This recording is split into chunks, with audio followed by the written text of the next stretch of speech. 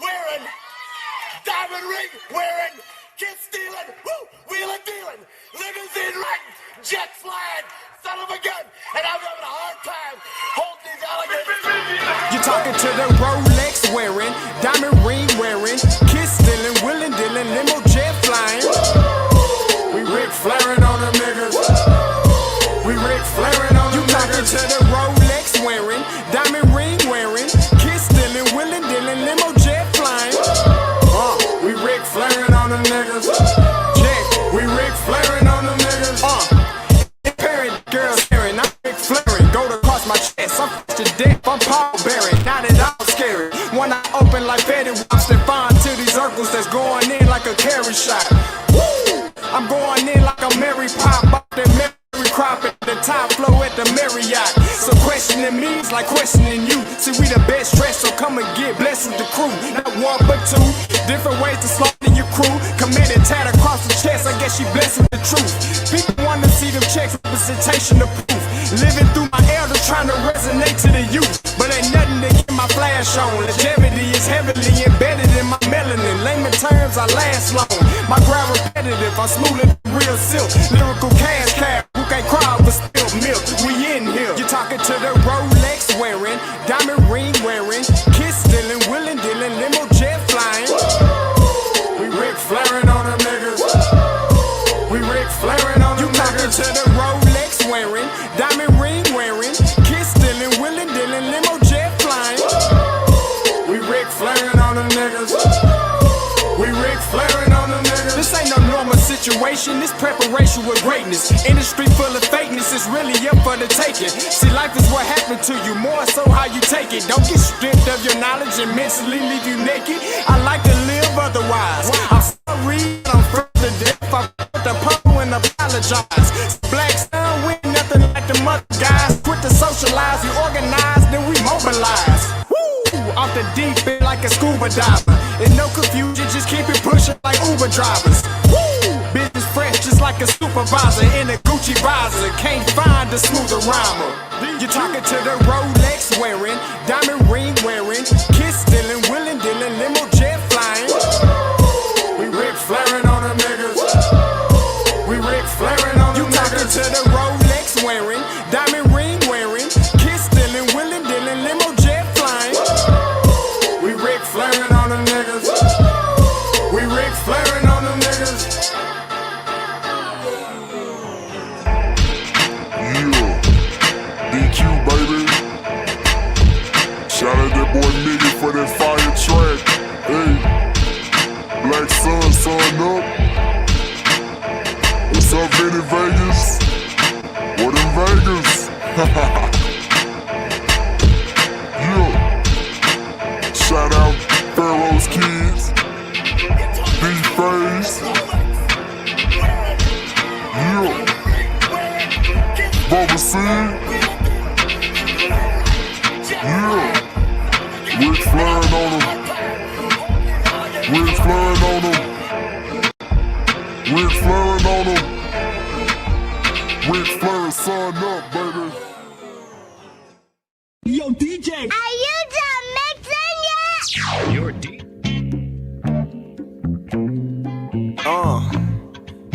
EQ, little old school, little Sam. Chick. Look.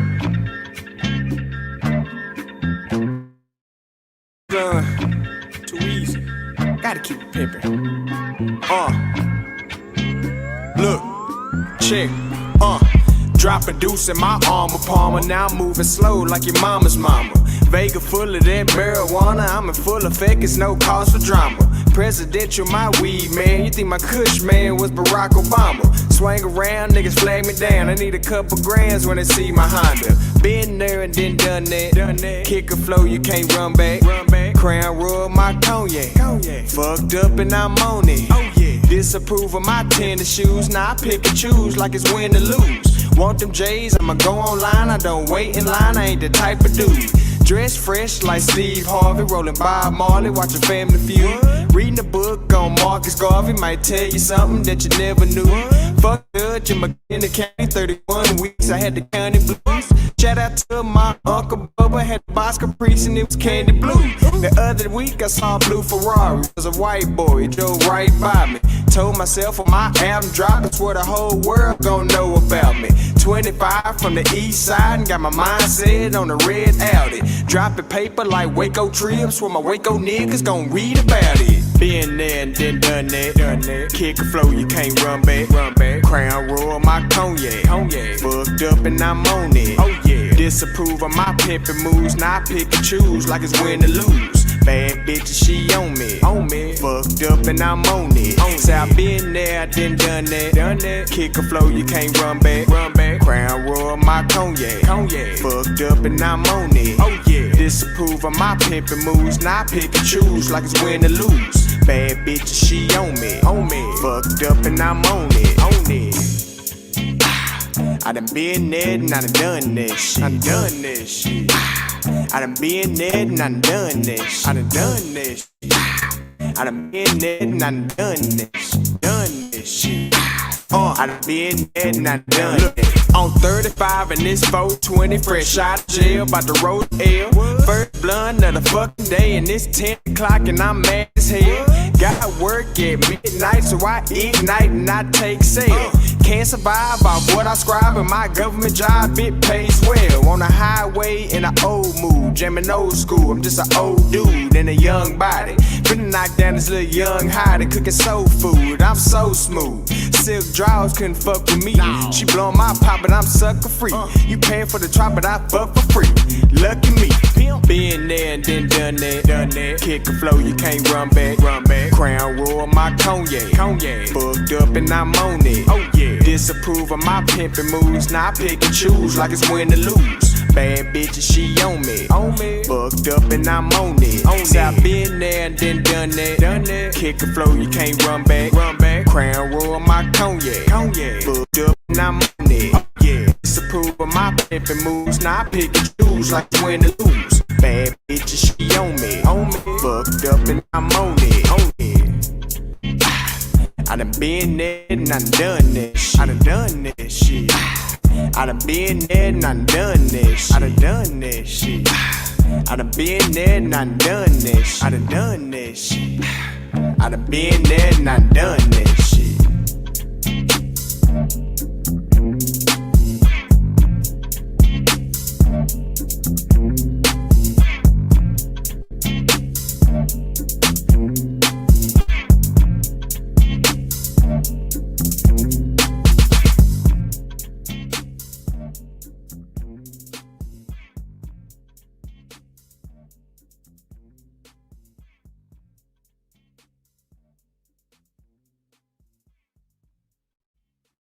Gonna dig this.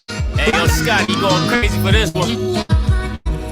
We see what you're doing, we salute you. Hey, let's get it started. It's Backpack, Cowboy 1. What's in your wallet? Got a call from my man, A. Scott. I said, I got it. Love that you highlighting all of these black colleges. Try to pay me for doing this. Look, bruh, if you don't get off my line with that foolishness, voice of the SWAC, pull up where you at. No cap if the Brody is speaking the soft facts. My advice, tune in to every show. Captain Petty, but we know that the sergeant is with the smoke. Speculate, just tell me what is we doing. Get into it, okay, look, I'ma say this and keep it moving. My boy Scotty, man, he offered the least black paying. I'm glad he come me walking, cause we all been taught that talk is cheap. Even primetime knows Scott for the HBCU streets. Woo! We back again. We back again on this Monday morning. Wait, Monday morning? No, it's Monday afternoon. Monday evening. Boy, I'm lost. Been working too hard. Or hardly working. You know how they say. Appreciate you guys for tuning in. This is my very first Monday smoke session. Now, this is an extension of Tell Me Why You Mad. So I was like, that's not really branding. I'm Sergeant Smoke, Captain Petty. You already know how I gets down. So I might as well call it a smoke session Monday. It was supposed to be a smoke session Saturday, but travel, things like that happened. It didn't work out. But we here. All right. So listen. So you know I came prepared. You know, once again, Betty Crocker, sponsor your boy. You know who I'm rocking today. Rich and creamy, vanilla frosting. If you don't got it, better go get it. All right. So first and foremost, welcome to the show. Welcome. You need to trademark your stuff, the music. Well, I appreciate you. You got a new intro? Yeah, Ben got a new intro. Waves on Swim, Ben got a new intro. Listen. So what I'm gonna do is, and I'm gonna leave it to. I got 23 people on the stream. Appreciate y'all for rocking with me. I'm gonna leave it like this. I have a conscience committee. I call them, right? Because I don't have a conscience. I don't be thinking before I speak. All right, I really don't. So I have a conscience committee. So usually when I have an issue or I feel that I need to say something, I bring it to my conscience committee, and they like, hey, you know, I don't think. So one of my conscience committees called me and was like, hey, I don't know if you should be bringing the smoke to HBCU Game Day. You know, like, they're kind of established, you're up and coming, you know. So in me, how do I say it? To be the rebel that I am, it's really bothering me right now because I really want to go in. You know what I'm saying? And not really go in like bashing HBCU Game Day. It's not that, you know. I mean, no, it's not that. It's just, you know, does what I have to say or how I feel really going to make a difference in what the whole play is? You get what I'm saying? And this is not like me. You know, I'm a straight shooter. What I think, I'm going to say it. And when I say it, that's what I meant. That's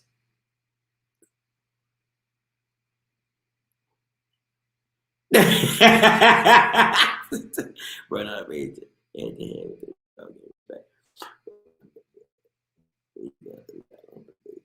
See, and this is and that's one, you know, like that's one, not part of my committee, but he's somebody that feels the same way. And listen, OGs can do something wrong, all right?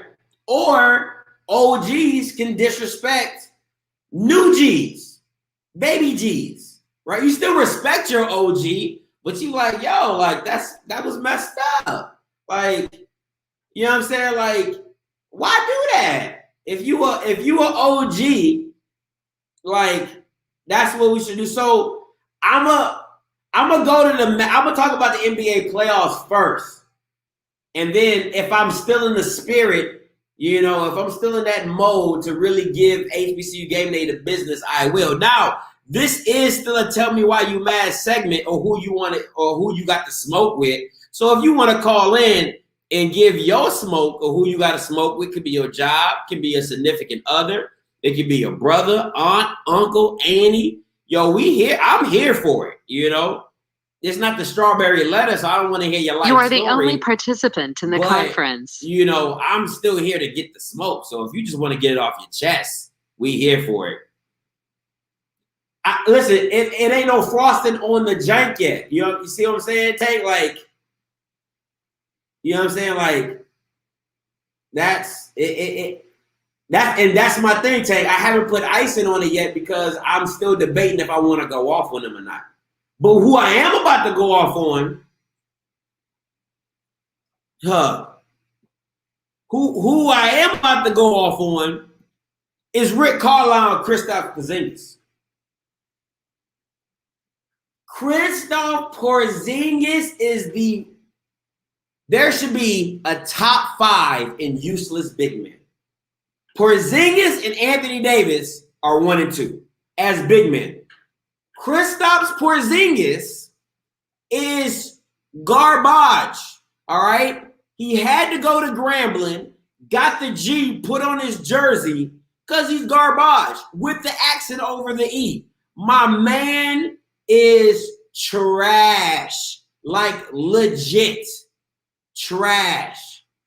How in the blue hell are you 7-3 and you barely get 20 and 10? You haven't in the last 2 games, you couldn't even give me 20 and 10. What? 7-3? Boban was balling. And my man Rick Carlisle kept going to the well and it's dry. Anybody who's watching the game can see Kristaps Porzingis gives you nothing.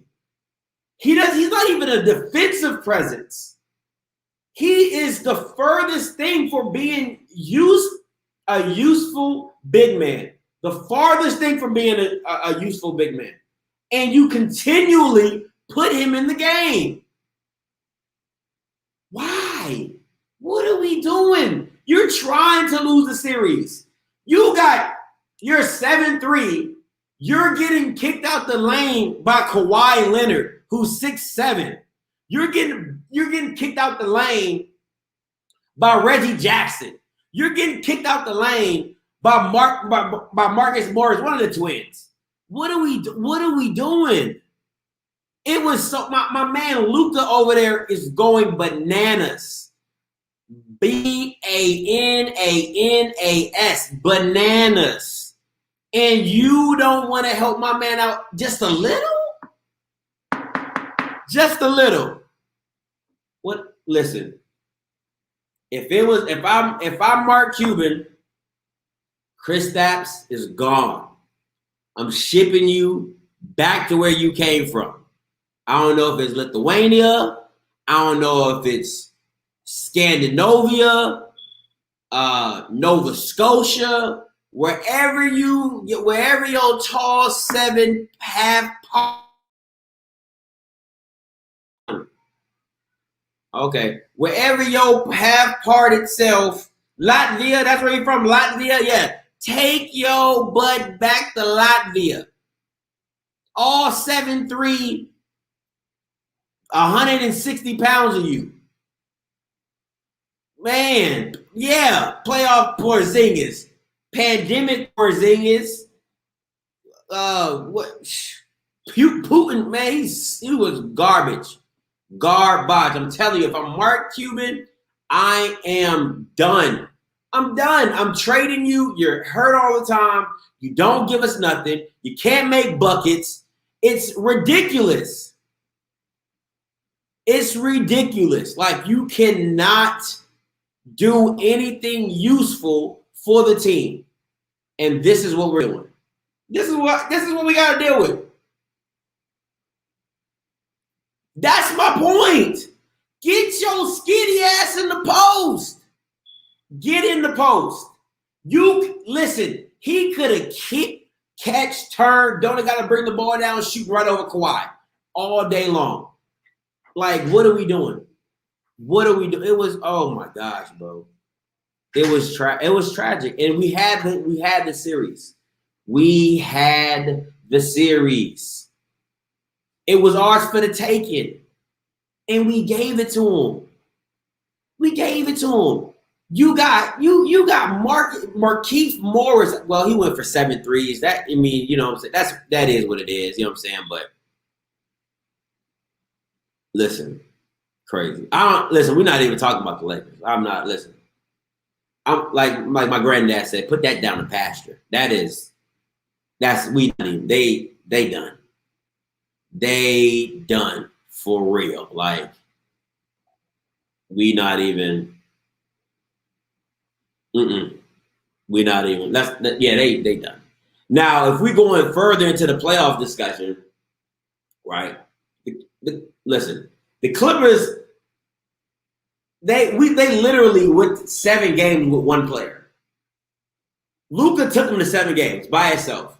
Damn near took him by himself to freaking 7 games. So listen, all the Mavericks need is either CJ McCollum. Luka needs a number 2. All right, Luka needs a number 2, not somebody who's going to dominate the ball, but somebody who can go get their own shot. He needs a number 2, point blank, period. All right, that's what Luka needs. Mark Cuban, go spend the money, trade for him, all that.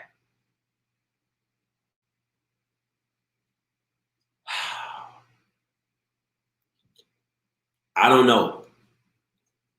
I don't know, man. Well, AD is a finicky subject. AD is very finicky because when he's good, he's good. When he's good, he's great. When he's good, he's great. You can't deny it. Now, I don't understand this whole new basketball of 4s and 5s shooting 3s. I don't understand it. I'm not acting like I'm an old head, like I'm 50-something years old. But that's not basketball to me. If you're 7, that's like if you go to pickup and you see a 6'9", 6'10" guy, he's shooting 3s, and you're like, bro, if you don't get your big ass in the paint, what are you doing? We trying to win the game. Go bang on them dudes. But everybody want to be a guard. Everybody want to be Steph Curry. Everybody want to be Damian Lillard. Everybody wants to be Ice Trey. And that boy cold too. Ice Trey is legit. Should Wizards drop Scott Brooks? The Wizards should just be dropped as a team.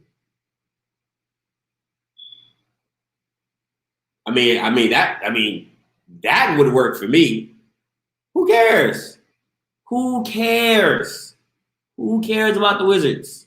Nobody. Like Keith Sweat. Nobody. Because they don't. They don't. If Booker plays like he did the other night, the sun's coming out the way easily. If he goes unconscious, like he couldn't listen. Booker couldn't miss if he wanted to. He couldn't miss if he wanted to. If he was shooting at the parking lot, he still would have found a way to get the ball in the basket. It was unreal. Unfreaking real. That's facts. Everybody want to be a stretch. Ooh. Coach Simmons, I like that. Bradley Beal to Dallas. That's nasty. That's nasty. What's up, Nelson? Talk to me. Hey. What's up? You know who cares about the Wizards? I care about the Wizards. You and all 10 of your fans. Last time I checked, there was more people at the arena than 10. Dude, and y'all still lost. Who cares? Nobody cares about the Wizards.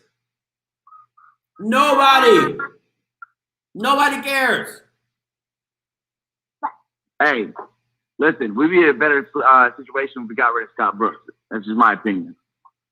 So Scott Brooks is the problem? Huh? Scott Brooks is the problem for the why the Wizards suck? Didn't they suck before he got there? Part of the problem. Didn't he suck before they got there? Don't worry, I'll wait. Listen. My man kept like rotating out like every other game. Russell Westbrook for Ish Smith. Who? Bro. Who? Bro. He could rotate out Jesus. Y'all would still lose. You suck. Stop it. I will never stop. Listen, just get a new team. Get a new team. It's okay. It is okay. Bro, you know I can't. You know I can't do that. Well, then be used to losing. Just get used to losing. Hey, Stop. Don't call the show talking about a team that's used to losing. Hey, every dog has his day. That's facts. 2022 is all I'm saying. That's facts. And your dog been laying dead for a long time. 2022, dog. Listen. It's tough. I'm a Cowboys fan, so you know. Listen, it's tough. It's tough for me because you know we've been dead since '96. We still lying dead. So trust me, I feel the pain. You know, I'm a Washington through and through fan, so I'm used to losing. You know, hey, listen, just root for your baseball team. You know,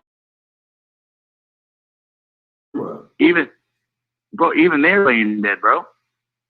That's what I'm saying. Root for your Nationals. You know, we got root for the DC United. You know, just pick another team. Pick any other team. Nah, bro, I'm in one location only. And you know the football team ain't gonna do nothing.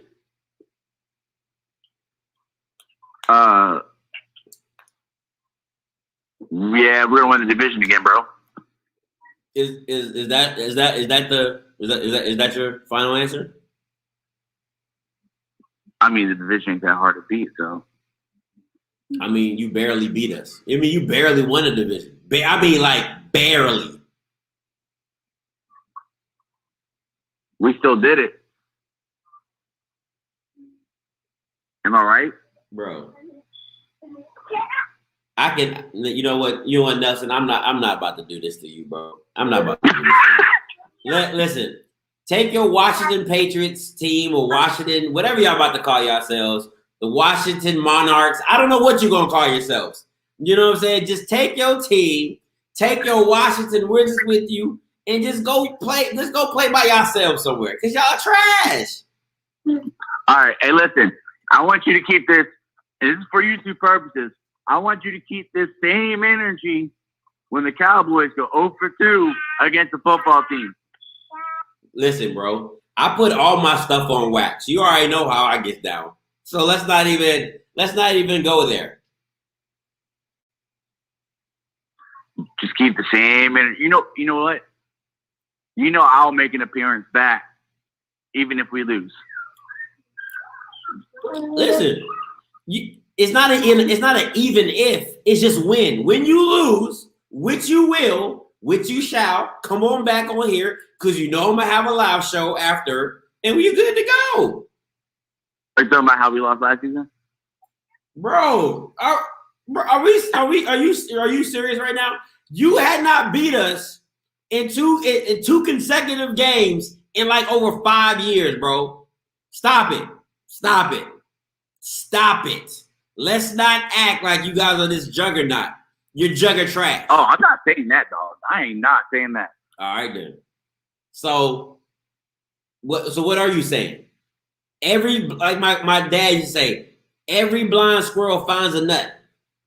A clock is right twice. A broken clock is right twice in a day. So listen, everybody gets it. You won't get one. It's okay. Listen, we're coming back out for revenge this year. And you think Ryan Ryan Fitzpatrick is going to get us? Man, get off my line, son. Get off my line, bro. You know I'll be back. You got a better chance with that white Michael Vick you got in the back as a backup. You got a better chance with him. We'll see. Thank you, sir. All right, bro. Let me get back to some of these comments because y'all mighty different. Okay, I am not a Texas boy. Somewhat I am. All right. I root for the Cowboys. I root for the Mavericks. That's it. Don't like Texas Longhorns. I don't like nothing else Texas. I do like the hockey team from DC. I love me some Washington Capitals. They go hard. But I was born in Germany, so I'm a free agent. I can pick whoever I like. Let me see what else I got. Beat Dallas. Oh, real quick, shout out to I want to give my condolences to Nugget and his family for losing one of his friends. You have my condolences, my guy. I hope everything works out with that, and I hope you stay strong during that process, man. For real. Let me see. I played 1 year in Texas. Okay, I have family in Texas. Come on.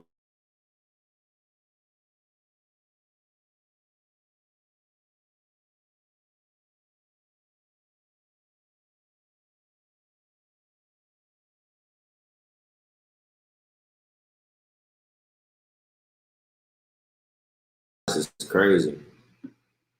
But yeah, so it is what it is. I'm still debating if I should go off on HBCU game day. I really am. I really am. So it's right there too. Oh, yeah, I guess you can still see me, bro? Okay, cool then. All right, we're good then. It's just my internet. So let me get some icing for this. All right, so Let me get this going. HBCU GAMEDAY. All right. Now listen, I'm a fan. First and foremost, I am a fan. I got caller. Hey, caller, you live. Hey, this is Mr. Who That Nigga on that mad conference, Mississippi. Hey, I ain't even walk in the house because I got the YouTube on in the house and I got it on outside, you know what I'm saying, enjoying the pretty day outside and just listening to the birds and whatnot. But hey, let me go and say something out there. I respect you a lot. And I like the camaraderie, just you dealing with the HBC. For one thing, first of all, I'm just saying this. You already know, let it be known, let's just be honest. HBCU Cadet Sports, he's watching because he always in the comment. And this is not a shot to you or him. I call in a lot of time, I joke, I just listen.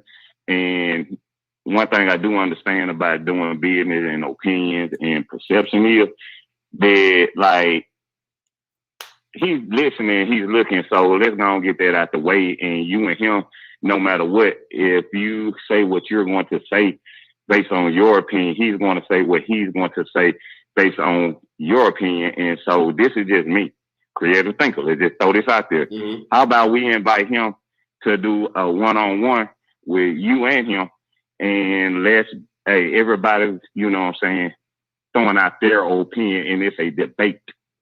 It's not an argument. It's a debate. I'll give you that. And we as the people listening from the other end, we get to hear and put our comments in and call in if there's something that you all would agree to. It's pretty much like a heavyweight fight. You know what? I'll rock with that. Okay, so like, listen, it's not it's really just a personal thing with me. It's nothing like they did something like you know, like they slighted me. Well, I mean, I kind of feel slighted, you know, whatever. But it's nothing between me and Cut and HBCU GAMEDAY. It's nothing between me and Spotlight and all of us between GAMEDAY. GAMEDAY is legends and we respect them. You know what I'm saying? Like it is what it is. Me personally, I've just always been a straight shooter. So I just like, if I have an issue, I'ma say it. But I like I said, I have a conscience committee. So my conscience committee. And you're trying to be respectable. Yeah, my conscience committee was like, look, just hit up Stephen Gaither in his Twitter. You know what I'm saying? You like, and talk about it. Like, you know, like, hey, and just have a man-to-man conversation about it, which is another part of how I get down as well. You know what I'm saying? So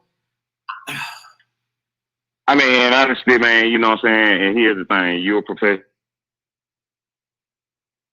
99% of the people that's called, well, I won't say 99%. Let's take a good chunk of that out of there. But a good 85% of the people that call in, they're professional. And it's something that we have to do as a professional. And like, honestly, I'm not going to tell you nothing wrong because you're building your platform. Mm-hmm. So this is an opportunity. Let's look at things, you know what I'm saying? Not just the bad, the good. Let's look at it from both sides. This opportunity for both of you all to, you know, expand your platform just based on the question and the curiosity. But at the end of the day, you all's main goal is to help, you know what I'm saying, the HBCU sports on this publicity. It's not just football. Sometimes your platform, you know, is different from his platform. And one thing I do kind of like about your platform is that yours is not just center everything 100% around HBC sports. Mm-hmm. A lot of times you give calls and questions just to deal, you know what I'm saying, what's going in or what's going on, you know what I'm saying, with professional sports, college sports, and even a while back you had to like to get it off your chest Monday, just like it is kind of right now. Yeah. But it's kind of you're trying to hyping your stuff up to where it's year round, whereas he's already year round because he's known a little bit more about you. But like you said, it is not about, you know, having hard feelings against him or whatever the question that he may, whatever may was said to piss you off. You can at the end of the day, somebody got to be the big man. Okay, and somebody got to take that step that the next person ain't willing to step. And here's the thing: I'm not speaking for him, nor am I speaking for you. But we as Black people, let's just, I'm gonna just ask you, let's tuck it to the side, and you know what I'm saying, let's come together. Cause that's, you know what I'm saying, that's part of our problem anyway. You know, as they say, crabs in the bucket. You know what I'm saying? We always willing to pull the next man down or not the next man. I've been rocking with you ever since my sister put you on for the last couple months. You know, call in when I can. And I'm gonna tell you this, I hate I missed last week, but the government got me working because I showed. Blake, you still there? But listening to what the conversation at hand, like, you know what I'm saying, let's do something, you know what I'm saying, to try to mean it, you know what I'm saying, whatever going on in the background, you know what I'm saying, to make your show as well as his show, both shows, you know what I'm saying, positive, because the more publicity that you all get, the more views you all get, the more people are going to know about you all. And I'm done. No, I appreciate that, Blake. Listen. As petty as I can be, and as Sergeant, as much as I love the smoke, because I breathe it in every day. I can take criticism, and I can take some honest, get back and feedback. Like I said, my conscious committee, said the same thing. They pretty much said the same thing. They was like, bro, like chill, like you like don't cross that bridge until you have enough ammo to do it. You know what I'm saying? So. Yeah, you in the military. So, you know what I'm saying? One of my supervisors there worked for 54 long years. He always told me, you got one bullet. You got one political bullet. So, in other words, you got to pick and choose when you can fire that one shot because you only know you got one shot. Yeah. So, when you know you only got one shot, you can't fuck up, bro. See, I'll give you this, Blake. See, for me, I'm so unapologetically me. At the end of the day, I would be okay with that. I'll shoot that shot like what was it? The one shot heard around the world that started the Civil War, or the War 18, whatever war it was. I'm that guy. I'll shoot it and be like, bang. And I might not even hit nobody, but I'm gonna just shoot it because I want to shoot it. Like.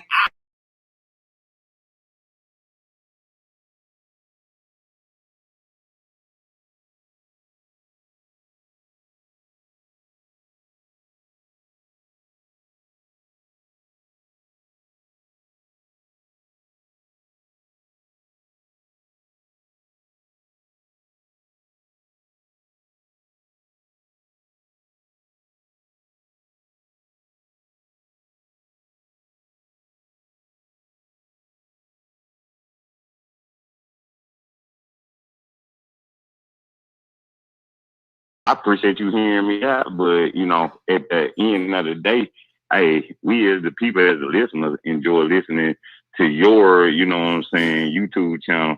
And I do read his comments, both sides.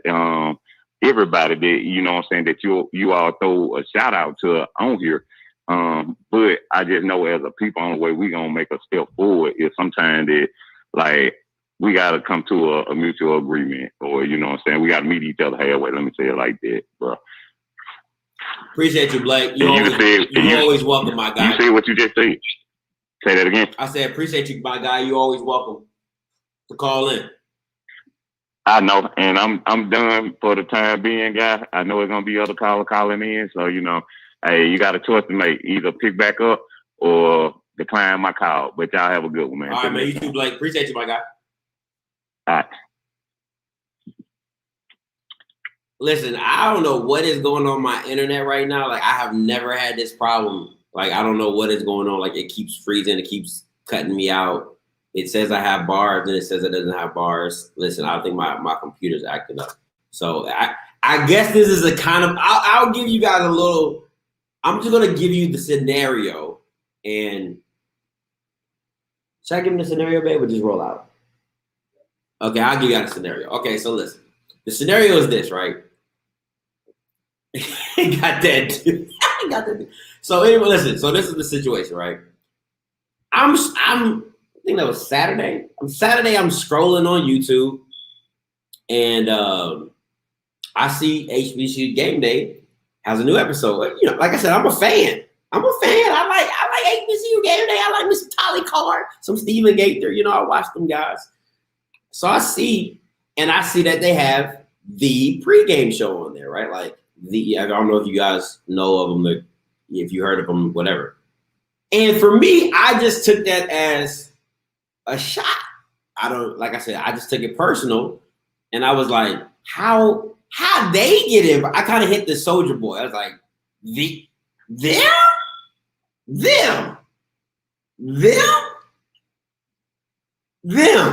I took it personally. So I was just like, I ain't getting nobody hit me up in my Twitter, asked me to come on the show. But I have the hottest YouTube live show on HBCU Sports. Like, what are we talking about? I am the only live show on YouTube about HBCU Sports. I have all the interviews. I have interviewed every star player other than JSU. My ethic, my work ethic alone is like, it's crazy. I don't even want to get, like, I'm telling you, this is how I'm taking it. I'm just telling y'all how I took it. You know, I'm not asking for the smoke. I'm just gonna tell y'all what it is. Y'all my peoples, y'all subscribe, y'all want to know what it is, this is what it is. You know what I'm saying? So I've done, in a short time frame, I've done a lot. You see what I'm saying? This is what I'm saying. That's what I'm saying. Check out my resume. Stephen Gaither has quoted one of my interviews with Jeremy Hickbottom in an article. So you know who I am. You've seen the show. Right or wrong, you've seen the show. So to me, it's like, how are they getting an invite and I'm not getting an invite? Okay, here we go. I got another caller. What's up, caller? Talk to me.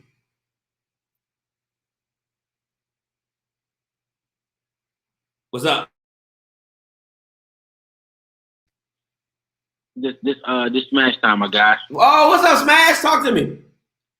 Look, man, I just tuned in and I'm getting the biz on what happened.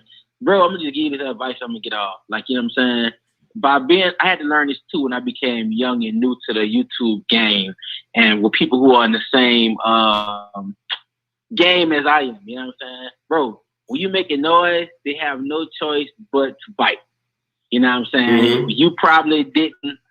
Nobody was going live on YouTube about HBCU Sports, but I'm pretty sure you saw something that you can be better than, and that's what you did. You know what I'm saying? Mm-hmm. It's just a game that we play. And honestly, bro, I know by right they kind of should have added you on there. You know what I'm saying? You're taking your stuff like that, or like he quoted you before, so they're watching. You had an interview with Deion Sanders. You know what I'm saying? Mm-hmm. They're watching. You know what I'm saying? You had a good interview with Deion Sanders. You became famous for. I ain't gonna say became famous for. Somebody probably started watching your channel after they seen your interview with Deion. But never forget how you got your interview with Deion. Yeah. It's because you was unapologetically yourself and you said what you needed to say and they came and got you. Like, they were like, okay, boom, we like his energy, so let's bring him in here if you're going to have the same energy, which you did. You know what I'm saying? So I'm saying that to say this. I'm a fan of not being too political, but at the same time, don't forget what got you here. And you want the smoke, so at the same time, it's ways to get the smoke without turning the other cheek. You know what I'm saying? It's okay. You know what I'm saying? It's okay. You can do a bunch of other stuff to let them know that you got the message and that they are watching and you are watching as well. You watching them watch you. You know what I'm saying? So Facts. Be yourself is what I'm saying. Don't dumb it down. Keep firing. That's just what I would say to. You know what I'm saying? Appreciate you, my guy. You know I appreciate the advice anytime from you, Smash. Anytime, my guy. All right, guy. I'm gonna let you go, man. But keep doing your damn thing. Don't worry about nobody. Appreciate you, my guy. Man. So listen, that's just it. That's pretty much what it is. It's like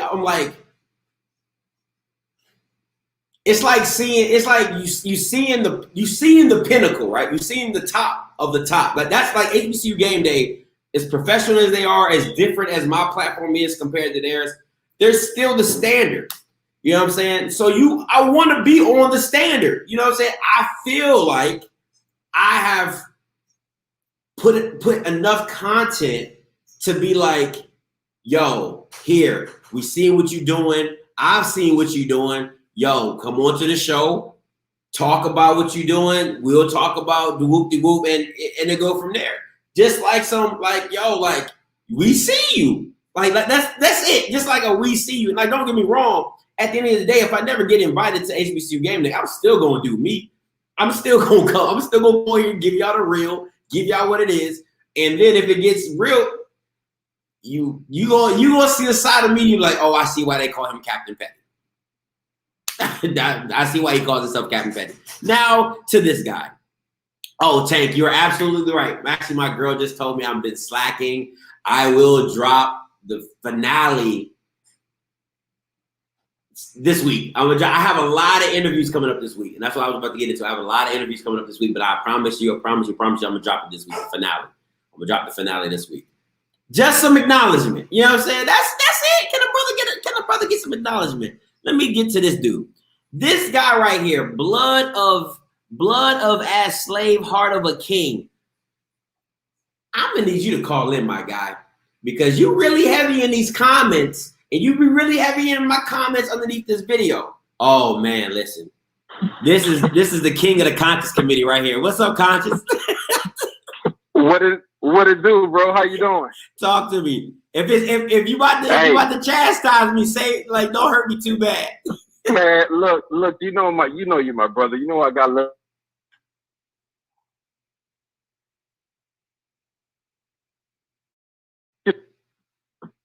Yeah, go ahead. All right, stay focused. Yeah. You need to repeat after me. Stay focused. Stay focused.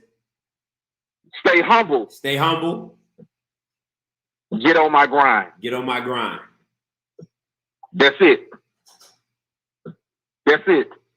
At the end of the day, I understand how you feel, but look, don't let the pride issues get to you, man. Because what you're talking about, you know, there's a reason why I call myself consciously awake. So I got to make this thing spiritual so that you understand it. Everything that we go through, there's a spiritual there's a spiritual part to it. Mm-hmm. And right now, oftentimes we got to check ourselves because we're not ready for that big blessing that's coming around the corner because we still thinking about self. Mm. So we got to understand and acknowledge that sometimes we can bite up too much more than we can chew, man, and we may not be ready for it. That's not to say that you're not ready for it. It's just to say that this may be a test for you. So that's why I said stay focused, stay humble, get on your grind. That's it. You ain't got to worry about the feelings. You ain't got to worry about the emotions. You ain't got to worry about the notoriety. You ain't got to worry about the attention because what you started with, you got focused. You was humble when you approached the game and you got on your grind. So that's your recipe. Stick with it. Appreciate you, conscious. You found a lane and you took it, and now you're starting to get some rewards with it. So don't get short-sighted.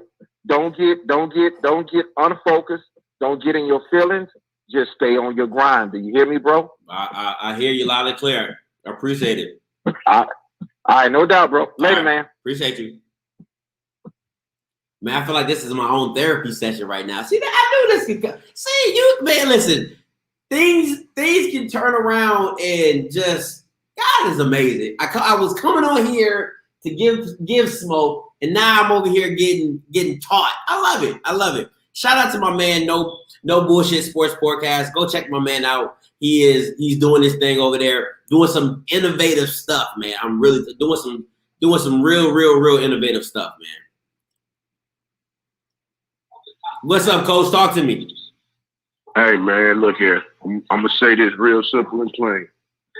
You setting a standard that many don't quite understand, and it's the conversation we had a couple weeks ago.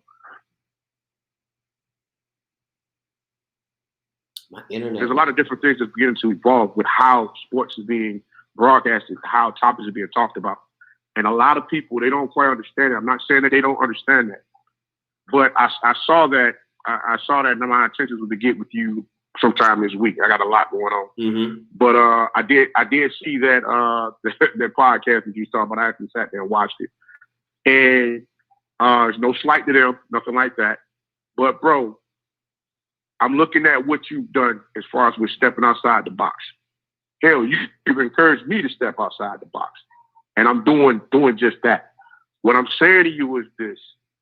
Make sure you continue to be humble like you have been when you started out doing it. Keep moving forward.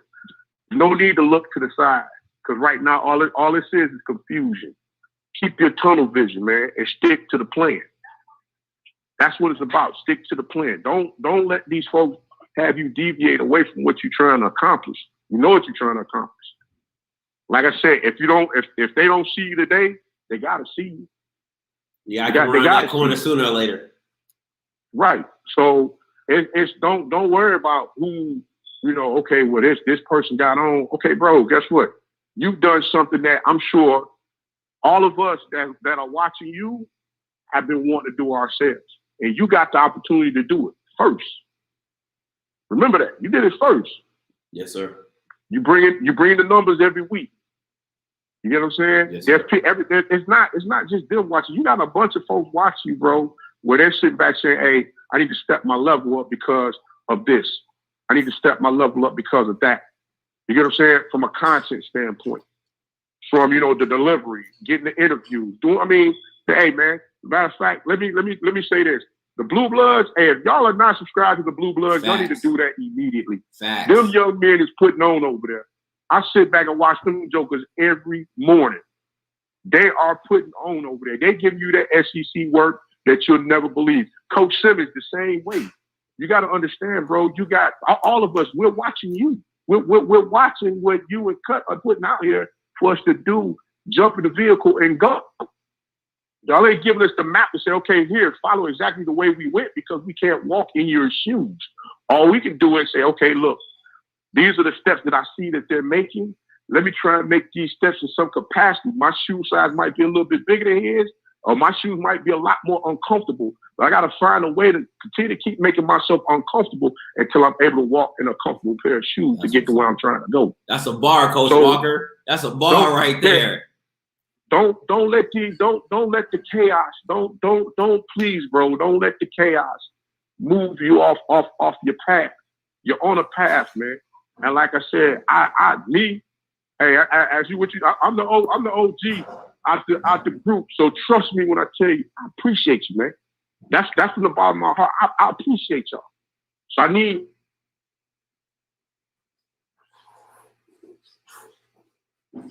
edits watching you too. And they're trying to piece together to figure out what's going on. That's why I try, like I always tell you, stay in the middle. Stay in the middle. But when they start having you deviate, you swinging from side to side, that's when folks try to come knock you off and say, okay, see, here we go. We got us another one on our hands. Don't do that, bro, because you got big things coming down the pipe, bro. Them branded deals, they're coming. I'm claiming them for you now. The branded deals is coming before I'm receiving that. Kick back over again.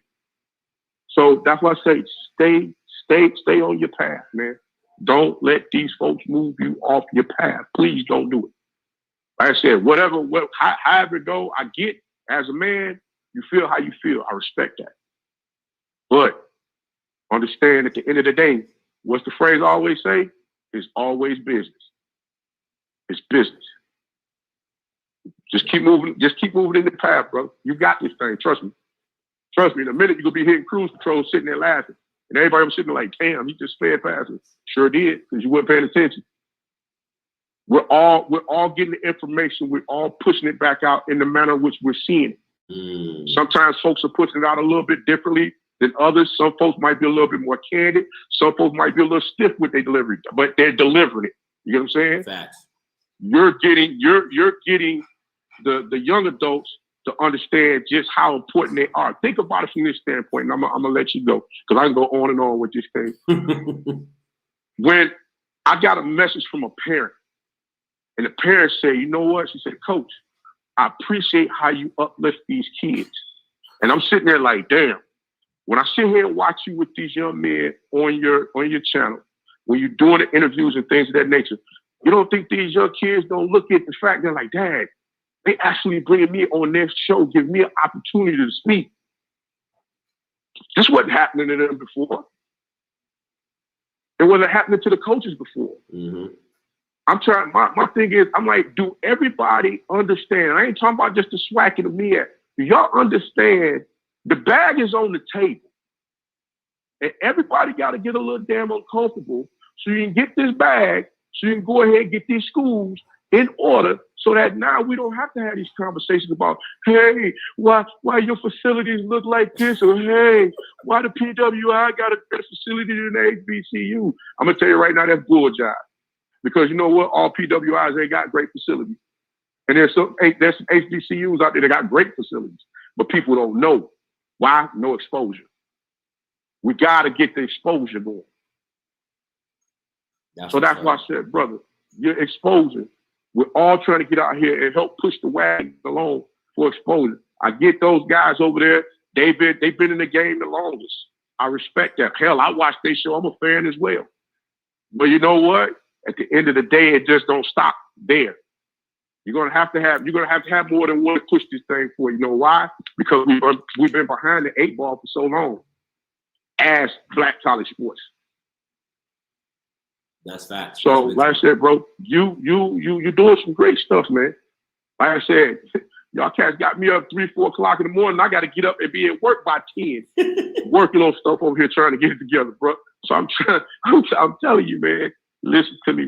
Hear me, man. When I tell you this, stay in the middle of the road, bro. You got this thing.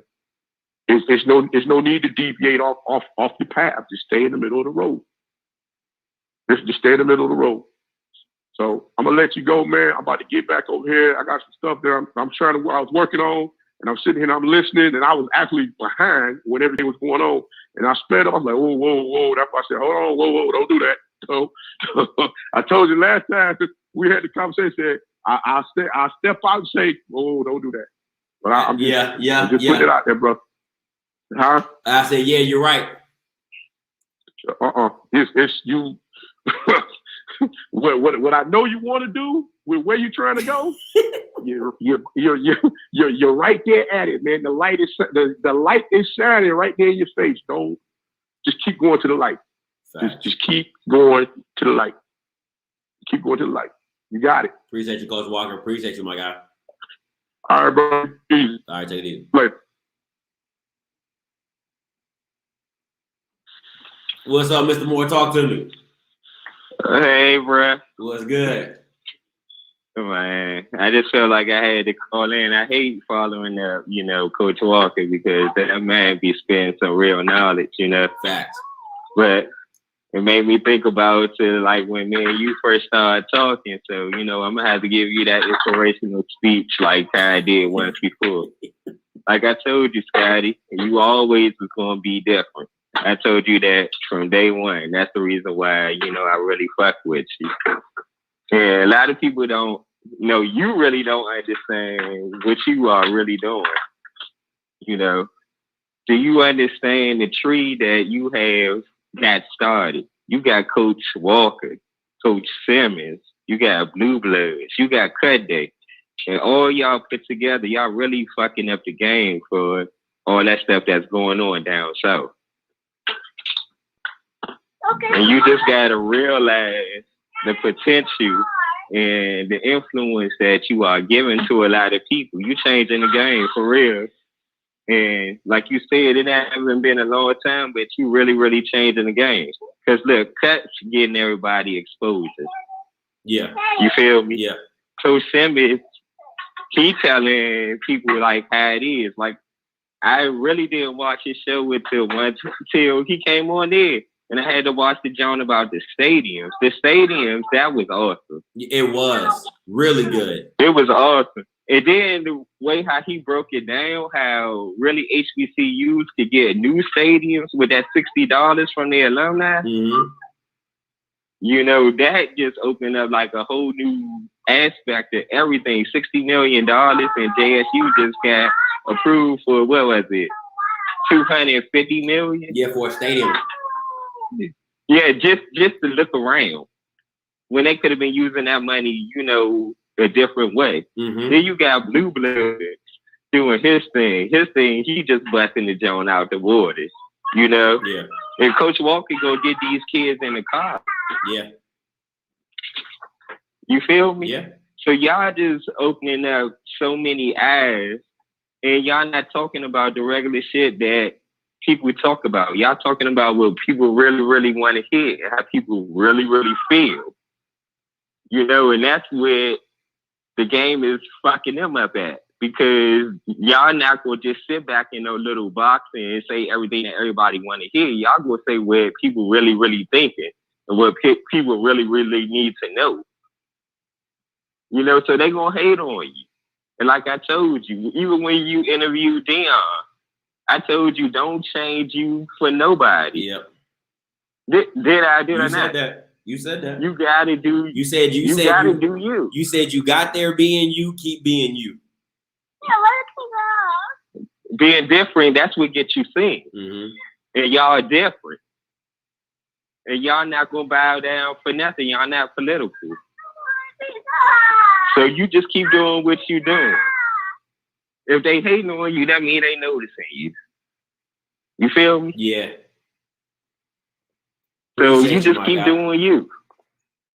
And you're gonna keep growing and y'all gonna keep expanding, and really y'all gonna be the voice of the SWAC, like how you say. Because y'all taking over. It's just going to start at the SWAC. And no telling where y'all going to be at within a year or two. Y'all might be the voice of the HBCU. You feel me? That's what's up. That's word. But don't keep yourself in a box with just the SWAC. It's time to expand. For real, bro. I'm down for it. Yeah, you talk about me? It's time to take over. You talk about me? Oh, you know, it's time to take over. And I really appreciate you sending condolences out to my son. They did lose a good man yesterday, you know. Okay.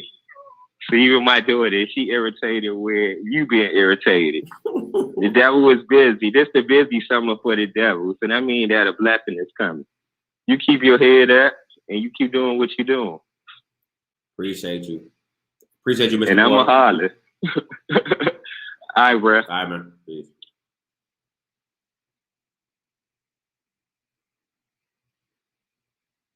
Tank, talk to me. What up, man? What's good? Talk to me.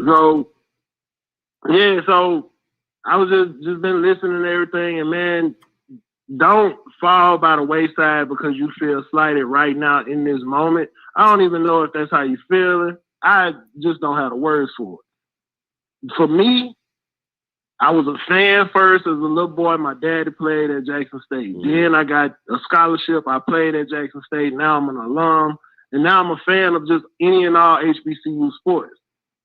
I don't know if y'all just came up out the ground this year because Deion was there, if y'all was there before, but dog, I have never in my lifetime had this much HBCU content to where I'm not necessarily, I don't even have to look for it. There was a point in time where we would have to look for it. It was just HBCU Digest, HBCU Game Day, and they wasn't getting down to the nitty gritty of it all. Mm-hmm. So what I did to get my HBCU fix, Smash Time was right there. Killer Kev was right there. It's a couple other cats that, you know what I'm saying, when you need a HBCU fix, that's where you would go to. So now, y'all done sprouted up. You, HBCU Spotlight, Alex Hines. I know he's been there for a minute, though. Cut Day, all y'all done really came along, and y'all is, for HBCU fanatic like myself, y'all, I'm a puppy dog, and y'all scratching my stomach, and I'm, you know what I'm saying, kicking my legs, paw, you know what I'm saying? But straight up, though, y'all really like, and Coach Walker, oh my God, like, he really be, you know what I'm saying, breaking it down and giving us the info, the nitty gritty of it all. Yeah. It's another cat that does sports. I don't know if anybody knows about him. He out of New York. This dude named Corner Sports Net. He gives you morsels of HBCU stories. It'd be all his videos be like 2-3 minutes long. Yeah, it don't be much of nothing. He's straight to it. Yeah. But I don't know if he's in the fold with you guys, but he all over the place with his sports. But I'm so fucking thankful for everything that y'all doing and bringing this to the forefront, because when I was playing and when I was an early fan, there was nowhere to go and find this information, to get this stuff, even if y'all showing the same videos. I know if Cut Day show a video and then HBCU Spotlight gonna show the same video, the content is gonna be completely different. So I really, really, really appreciate that from all of y'all. You know what I'm saying? I'm a fan. I be on here being silly and shit, but at the root of it, all y'all are pushing the ball forward. Even if it's inches a day, we moving in a positive direction within the arena of HBCU sport, black sports, and like Coach said, your branding coming, dog. It's coming. You knocking it out the park consistently with the views on YouTube. Don't stress that. They're gonna bring you over and you know what I'm saying, they're gonna have you for an interview. Because folks coming on your show, they dropping hot shit, hot one-liners, you know what I'm saying, that are being quoted and being shared on the Undefeated. I see your quotes on my Twitter timeline that are being pulled out and used in a tweet for some of the other articles. So don't trip, dog. You there. And just to tell you how big you made it, my wife don't give a fuck about no sports, dog. At all. But she's like, hey, Scott, is Scotty gonna come on today? You know, he be talking big shit. I like that. You know what I'm saying? So that's how big of an impact that you have. This is the same woman. I played football, and she would come to the games and leave after halftime. But now, when you on, she like, what are you gonna say today? What are you gonna say today? So there's your impact. You guys have thrown a pebble into the tranquil pond of HBCU sport and have made a tidal wave. Ride that shit. Don't step on nobody's toes. Y'all good.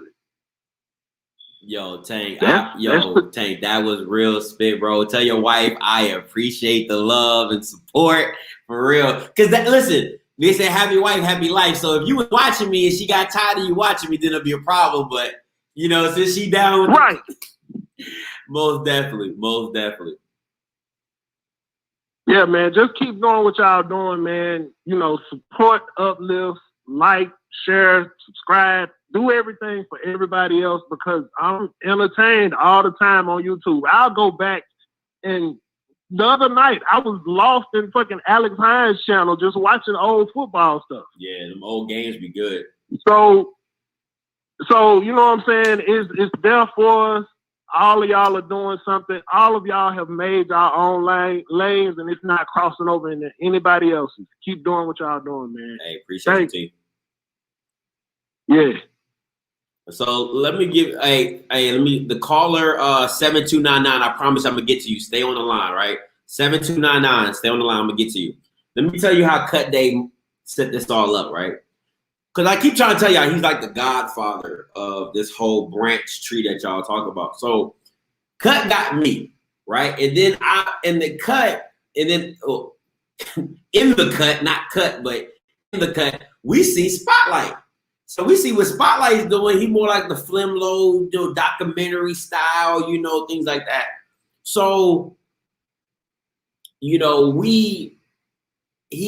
reached out to me. So, Cut kind of kind of grew me to what I am now. So, you know what I'm saying? And then we found Spotlight. So we brought him in. Then we found Coach Walker. So we kind of consider ourselves like the Justice League. We are really we share ideas, and the way Cut, listen, if you have never met Cut, if you watch his stuff, this dude is a thinker. He is like Deion says, fleet of thoughts.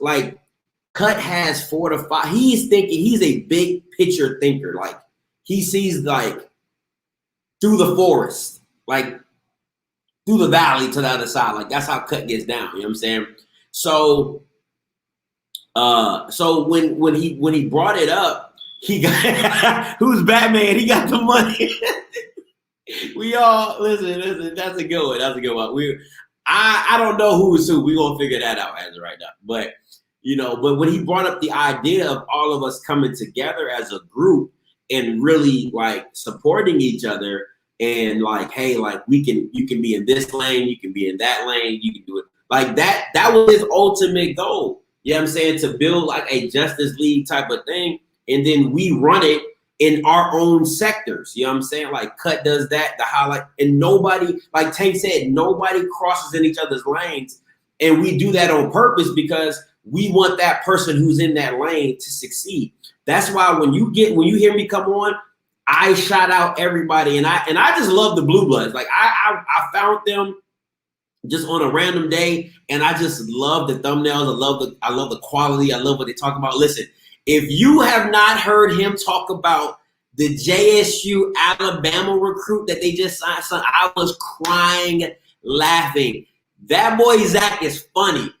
If you have not seen that episode of him talking about JSU's new recruit, the Alabama kid, go back and watch that. I'm telling you, you will die laughing. It's the funniest thing I watched in a long time. So, why don't y'all do a Netflix HBCU pregame show? Ooh, that'd be dope. Ooh, that would be dope. You know what I'm saying? So, but that's how the concept came about. And listen, and what I'm saying, yeah, Lanier. He did a video about Lanier. It's hilarious, bro. I'm trying to listen. I don't find many white people funny. But when I tell you that joint was hilarious, it's hilarious. So at the end of the day, you know what I'm saying? So at the end of the day, that Cut thinks like that, man. He's a masterful thinker, and he puts a lot of wires and gets it all connected, and he'll tell you this works for this and this works for that. Me, I just want to do it. You know what I'm saying? That's why my stuff is so sporadic and so random, because I just love to do what I do. All right, so just kind of give y'all the backstory with that. Hey, caller, you live. Turn your background down for me. Hello? Yeah, you live. Turn your background down for me. Can you hear me? Yeah, I can hear you. Talk to me. I think it's equivalent to when Deion had some items stolen when he arrived at Jackson State University. Repeat that. You're breaking up. I said I believe it's equivalent to when Deion had some merchandise stolen when he arrived at Jackson State. How so? How is it? What's equivalent? Because there's a certain level of respect that you have to have for the existing establishment. Is this Malcolm? This sounds like Malcolm. Yes, I am Malcolm Oldhead. I knew it was you. I'm blood of a slave, heart of a king. That's you, Malcolm? And that's me. Go ahead. And my point is, you're very entertaining. Maybe I just love the intro music. I don't know, but you're very entertaining. But what disappoints me is that you don't respect the people who came before. HBCU Game Day, they would have still existed, before Deion arrived at Jackson State University. They've been around. I've seen them for years. You're a newcomer. And so it's like, well, we've been doing all this time, going to games, the blood, sweat, and tears that they put into it. You have to respect it. You're young, you're vivacious. Everybody respects you. That's why I'm watching you. But they put in the blood, sweat, and tears as well before you. So just like Deion came and put broadcast, some stuff getting stolen or whatever, you just don't do that. You just keep it to yourself. You know you're doing big things. Just keep it moving. So you don't respect the band. You call people like me old heads. Like, come on, you got to be respectful. This is our. At the end of the day, the SWAC belongs to old heads, to the people who graduated, who knows HBCUs. I can't speak for all HBCU alumni or the SWAC, but I think that it still belongs to me. I love it. I take great pride in it. I take pride in the band. I enjoy the football teams, but regardless, those are my institutions. So I'm always going to speak up. I watch you. I watch the guy who only has 50 subscribers. I watch everything because I love the SWAC. You're the best thing going on right now, but I'm still gonna love HBCU GAMEDAY. We're all one family, so there doesn't have to be any competition. You know, it's just basically they ran the wishbone offense, and then you came in making the game more exciting with this pass-oriented attack. That's all it is. And so you're the thing going on.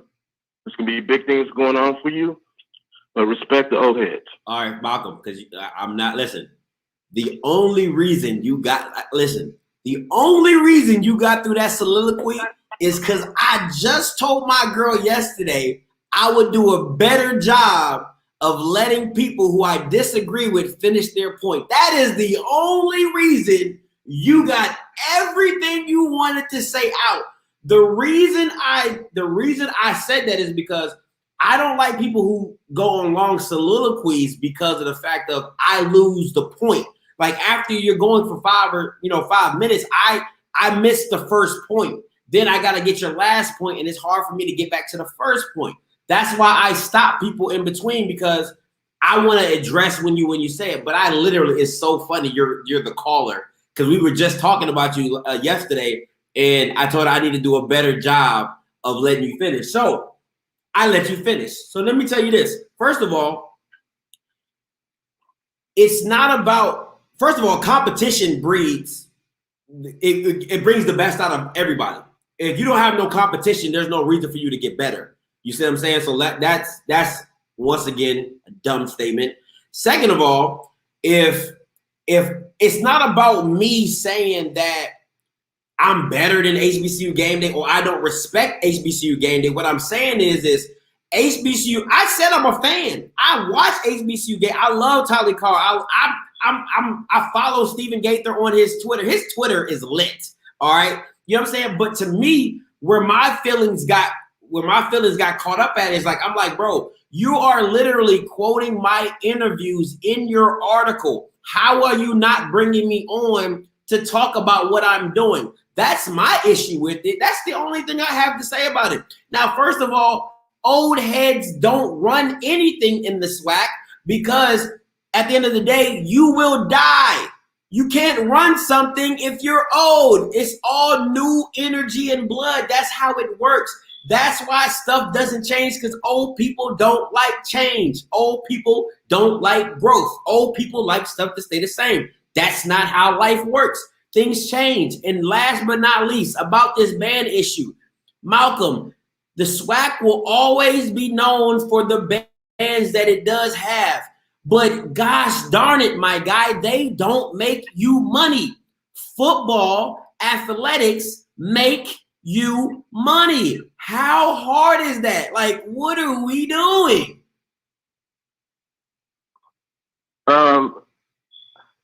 First and foremost, we need to make sure that our future graduates, and I believe the SWAC is very traditional. I think there are 28-year-old young men and women who are scholars who appreciate the current tradition of the SWAC. They still love the band.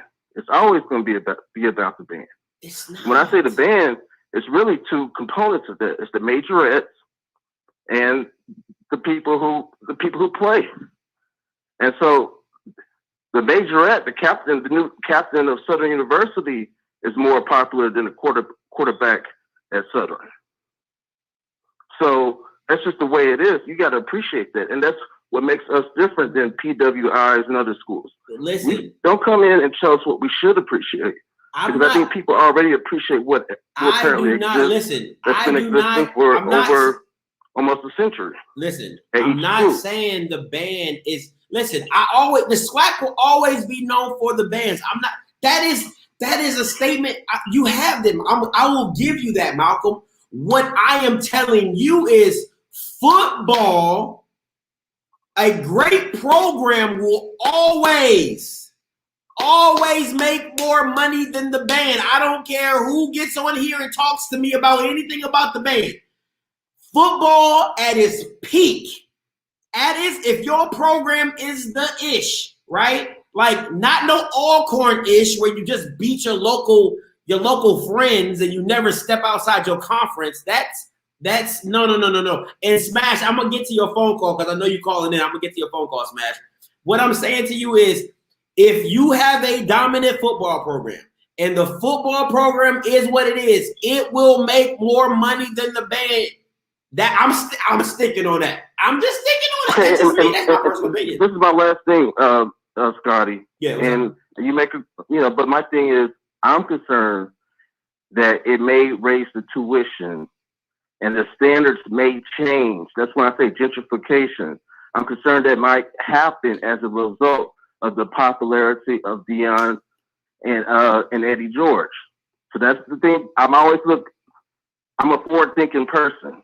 So that's what I'm concerned about. I don't want too many changes I don't want people to come in and say, well, we need to change this when it's been our tradition for over a century. And that's what other HBCU graduates have to be concerned about. Sometimes when people come into your space, they want to change things. That's my biggest concern. So another great show, but just respect the history. All right. But if you keep repeating it, you're going to be doomed to fail. That's another story.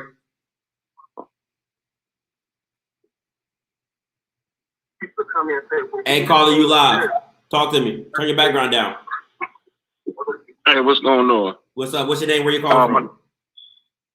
I'm my name. Well, you can call me Boom. That's my nickname. That's what everybody call me. All right, I'm actually calling from Jersey. So I'll be honest with you, bro. You have actually been my HBCU fix. I didn't know much about HBCU football before Deion got hired. I started paying attention more. I went to a PWI. I almost went to an HBCU when I was playing football, but it didn't work out because I just needed to be closer to home. So I went to a PWI, and it's interesting that I hear some of the debates of the other callers, and I'm like, come on, bro. Like, what you're saying is gold. Like, if the football program gets better, I went to Rutgers University in New Jersey, right? Rutgers was trash. Years. Yeah. Then what happened? They hired a good coach, a coach with a name, with credibility. What did he do? Slowly but surely, he turned the program around. What happened? If you come up here from when I lived in Jersey and I knew nothing about Rutgers. I lived in Jersey. I knew nothing about Rutgers. When they hired it, that the football program got better, I started to consider it. And then eventually I walked on and was on the team for a spring, and then life happened and other stuff happened. But if you go there, and as much money as that school made now, they essentially transformed the whole city. Their buildings, new buildings, everything got better. Why did that get better? Because the football program got better. Deion is kind of doing that at Jackson State, where they're doing the building a new stadium, all that stuff. So I'm sure Eddie George will have that same effect. There's plenty to go around if you look about it the right way. If the old guard doesn't understand that the new guard, you gotta have pass the mantle down, then people will be lost. You know what I mean? And the HBCU will be where they have been, because people are not thinking. Yeah, a lot of you can have your different opinions, but you got to understand. Come the fall, you have to be able to compete, not just on the field with let's just say LSU or something like that, but you have to fight for that attention to stay on your program. And how is that attention going to stay on your program if you don't have those things in place and to help grow? So your football program has to be able to grow. If you see what I'm saying, to keep that attention, if you're not fighting for that attention, for the spotlight to stay on, they got lightning in the bottle by playing in the spring and giving people a preview of what could be. People like me who really didn't pay attention to HBCU football, and now I watch your show every week. You talking about the transfers and everything that's going on. I'm like, man, every time Scotty's on, I'm like, yo, I gotta catch up to what he got going on. And I also look at your show from a media perspective, because I'm a writer, and it's interesting when Deion got hired, my publication kind of denied me the right to put out an article about him, because they said they they couldn't see the relevance. And then weeks later, as like the spotlight kind of stayed on Jackson State program and all that other stuff, they kind of like put their foot in their mouth, and it was like, damn, we should have let him release that article when he did. So that, me paying attention to that hire, then YouTube, watching it, you know how it, like, gives you relevant shows. I stumbled upon your show, and it kind of helped me stay up to breast of what everything that's going on in HBCU football. Now I'm hooked. I'm like, every week I'm like, who's transferring where? What's going on? You know what I mean? And this is just somebody from up north, ain't nowhere near Jackson, Mississippi, or any of the other places. And I'm paying attention to what y'all got, what's going on out there. So I think that people got to realize that there is something really happening right now. And I think the last caller talked about tuition increases and all that other stuff. Your campuses are going to get better. There's going to be better quality for everyone, not just the football program, and people have to take that into consideration. So yeah, and that's hey, no, appreciate the call, boo, because you at the same time you give a perspective of most Northerners. Most Northerners do not know about the Southern HBCUs. All you know is about Howard, Morgan, and Bowie, and they really don't. They don't have the same impact, like the real big impact like they do in the South when you say Grambling, Jackson State, and all that type of stuff. So I'm glad you called in, because I be trying to tell them Northerners don't know much about HBCUs. Like, we just don't. Bruh, I knew about Winston-Salem State because my sister went there and my family, I had some family members there. So that was where I was going to go. And at the time, they were going to do some weird transition where they were going to transition from Division II to 1A at the time. And the coaches wanted to bring me in. I was at a JUCO, so I went there. They was like, yeah, I wanted to play running back. They was like, we could use a safety day. We were running like a 3-5-3. It was like, we see you as this hybrid safety linebacker. I was actually going to go there, but it made more sense for me to stay closer to home just because of the family stuff. And I was like, all right, well, whatever. And I knew about Winston-Salem and Hampton. That's it. That's all I knew about. Everything else was like, and Grambling, obviously because of Eddie Robinson and all that other stuff. Just being a true football fan that I am. Hey, appreciate the call, boo. But yeah, that's it. Appreciate it. So, yes, sir.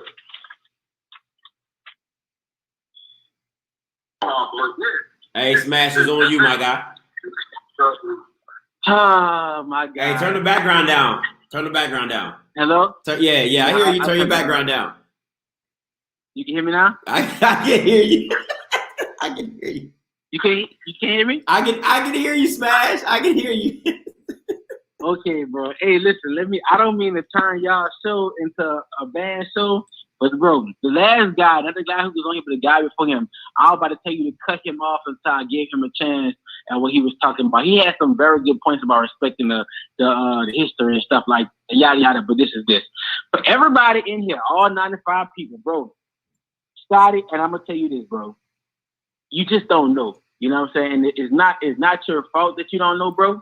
You know what I'm saying? And it's good that you don't know, because I'm gonna make you a believer. I'm gonna say this. The band is more important. Let me figure out. Now, when you say those specific words about if the football team was at its peak, and you're right, you know what I'm saying? There'd be a fool to argue to say you're wrong about saying if the football team was at its peak. But at the end of the day, we talking about HBCU football. A lot of teams don't be at their peak, and a lot of teams just can't win. It's just how HBCU football is set up, dog. If you take the Bayou Classic Battle of the Bands away from the Bayou Classic weekend, watch how many people go to the game. Watch how skimp it be, bro. Talladega College is about to get a football team, right? This college is simply surviving on the numbers of the band.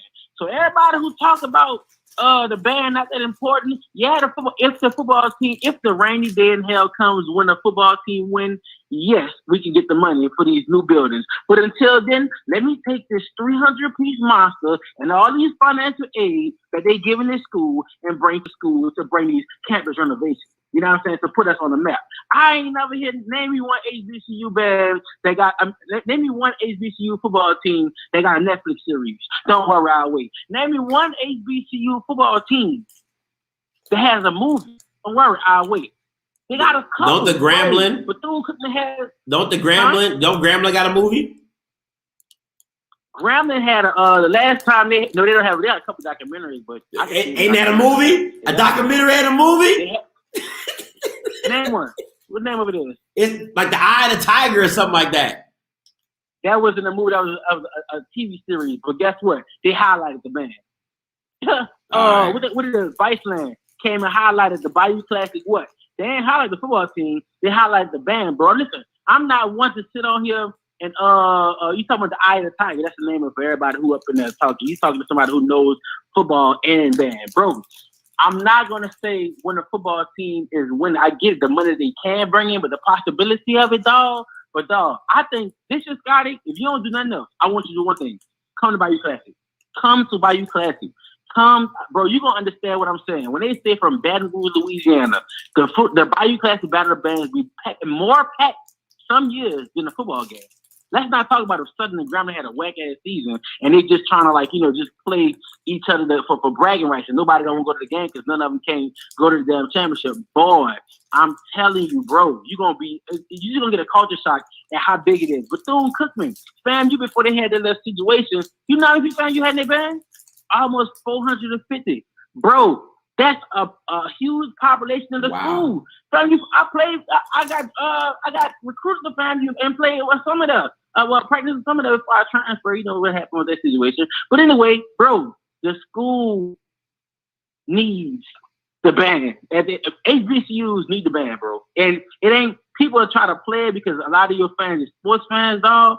But let that band not come to them games. Why do you think people leave at the halftime? Son, leave your wife at home, Scotty. Yeah, I ain't gonna say that. But anyway, yeah, no, I will not. Yeah, dog. Listen, I'm just here to say the bands are important. They say I'm spitting facts because I'm letting you know, bro. The band is the biggest entity of any school. What'd you say? No, I'm listening. I'm listening. Yeah, doc. So, sorry, halftime is meant for pissing and food. There's somebody, and I bet you he went to a school that football team ass and band ass. Don't worry about that. That's another story for another day. But yeah, bro, I want to go here and say something, dog. You just can't in HBC football. You just can't discredit the band, bro, because it's not set up like that. Okay, so when that touchdown comes, even Deion said it himself. He went to a boombox this year, but it wasn't really a boombox. Why? Why wouldn't really a boombox? The bowl bands wouldn't attend. Once again, listen. You guys are. This is my point, Smash, and I listen. You know me. I love the breakdown. I love the knowledge. I love all that. All I'm saying is that for me, that the focus has only been at the band because your football teams are trash. Like, what else do you have? And I can tell first of all, I can tell you multiple. What's up? No, what's up? I can tell you multiple situations to where that's false. I can't tell you a year besides this past COVID. I'm not counting it for Grambling. Grambling and Southern, we have some of the most consistent, good or decent football years. We had the most loyal fans in the SWAC. I don't care what nobody says. We had the most loyal fans in the SWAC, meaning wherever we go, our fans travel. If we have an ass season, our fans gonna travel. Go look at the numbers from any game in the past. But anyway, bro, the band is still gonna be as popular. This is true. The football teams were sorry, and that's you saying people paying attention back at the football team was sorry. No, they wasn't. That's just listen. Why they have their own? Listen, this is my thing, right? This is my thing. Most SWAC schools, i.e. the powerhouse, i.e. Grambling, i.e. Jackson State, are all living off the past success of players. That's it. You are truly living off a legacy. You are the definition of the Dallas Cowboys. You haven't won anything. Yes, you. In terms of what, Scotty? In terms of relevancy. Listen, Southern, Grambling, and Alcorn are all relevant in the SWAC. That's great. Okay. That's great. You know, we beat the conference, but you guys aren't doing anything outside of that. That's you going in and out. Can hear you. I'm sorry. That's the problem, that you guys aren't doing anything outside of that. And that's what Deion is going to change with Jackson State. You gotta turn your background down. I think no one else got it. Turn your background down. Yeah, so listen, he probably gonna call back. But my thing is this. I'm not saying that the bands aren't important, but SWAC schools, listen, I'm covering the SWAC. I punched my ticket. This is my ticket. All right. I punched it. What I'm saying to you is this. The SWAC is only relevant to the SWAC and to all its immediate members. That means, hey, I went to Jackson State in 1960. Pass it to my daughter. I went to Jackson State in 1985. Pass it to my son. I'm going to Jackson State in 1996. Pass it to my son.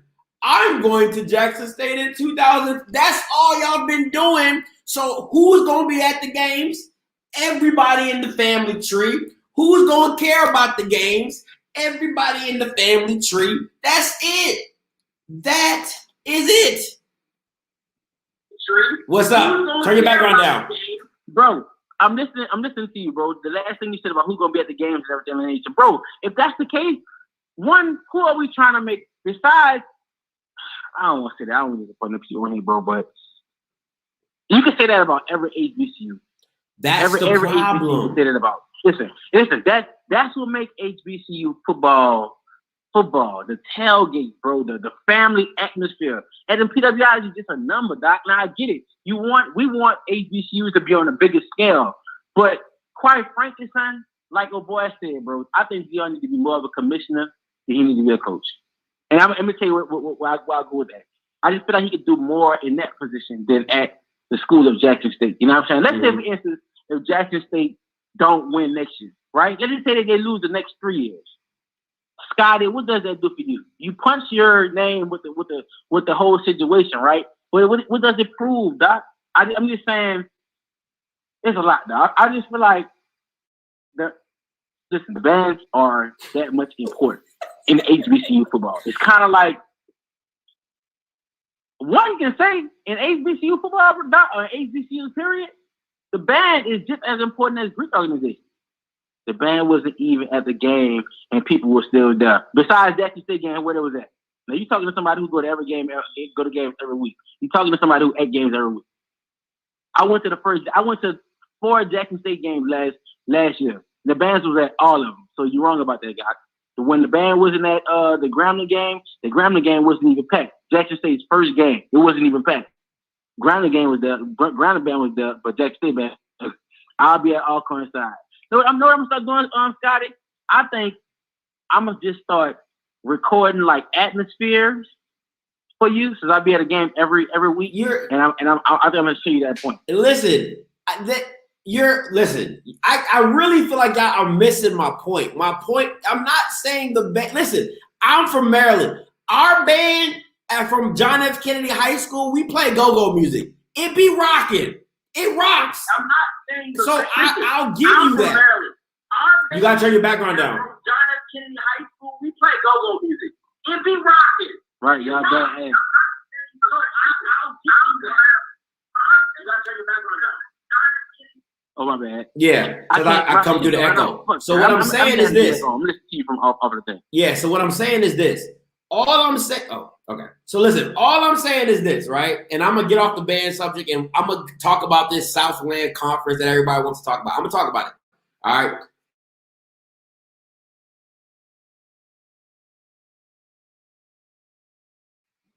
All right, I'm back. What I'm saying is this, is simply that the bands are, okay, let me back up. Just because you have this family atmosphere does not mean you can't take it traveling. You can't take it playing out of conference games. You can still tailgate at out of conference games. You can still tailgate in the FCS playoffs. It's not, what are we talking about? You can still do all of that. Nobody's taking the family atmosphere and the culture away from you. You're still that. That's still the essence of HBCU football. Congratulations. I'm not taking that away from you. What I'm saying is Your football is, you know why your bands are big? Because they're seen on a national spotlight. That's why they're getting invited to president inaugurations. That's why they're getting put in Macy Day parades, because they're on a national spotlight. Your football teams are not. They are not. That's why they're irrelevant. Okay? Okay. Yeah.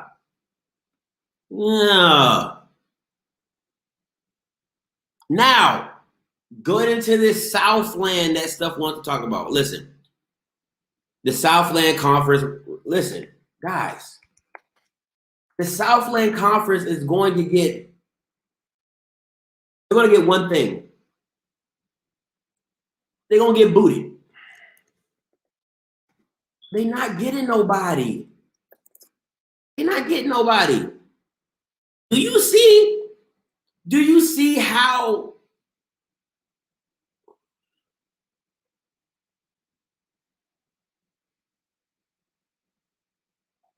who is SHC tickets?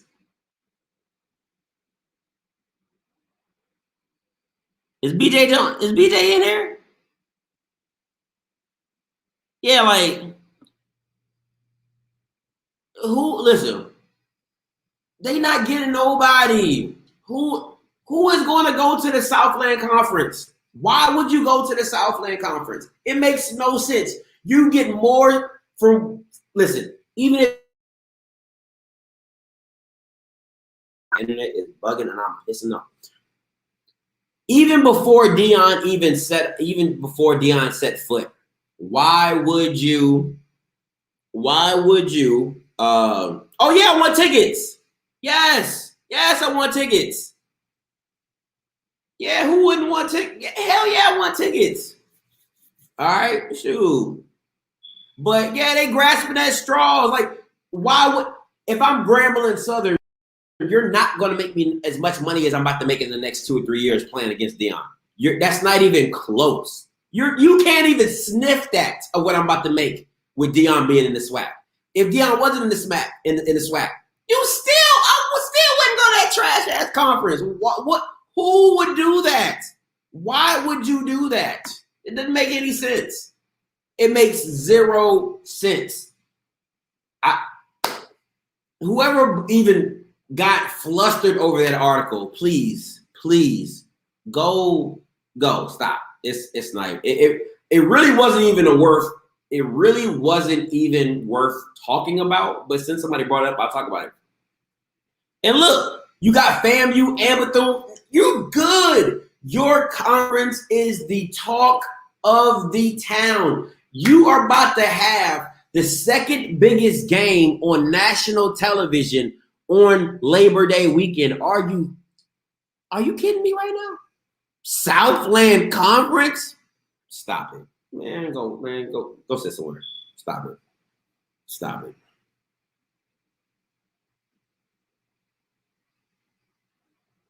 Oh yeah, if you talk about scholarships, heck yeah. Like if my son got offered by Southland Conference and he didn't get offered nowhere else, guess where you gonna be going? Southland. Yes, you will. And I'll proudly be rocking the hat. My son, Southland Conference.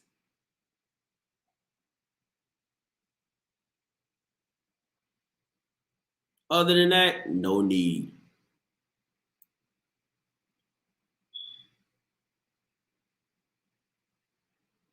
Ooh, I like this. I think it's let Smash tell it. It won't be.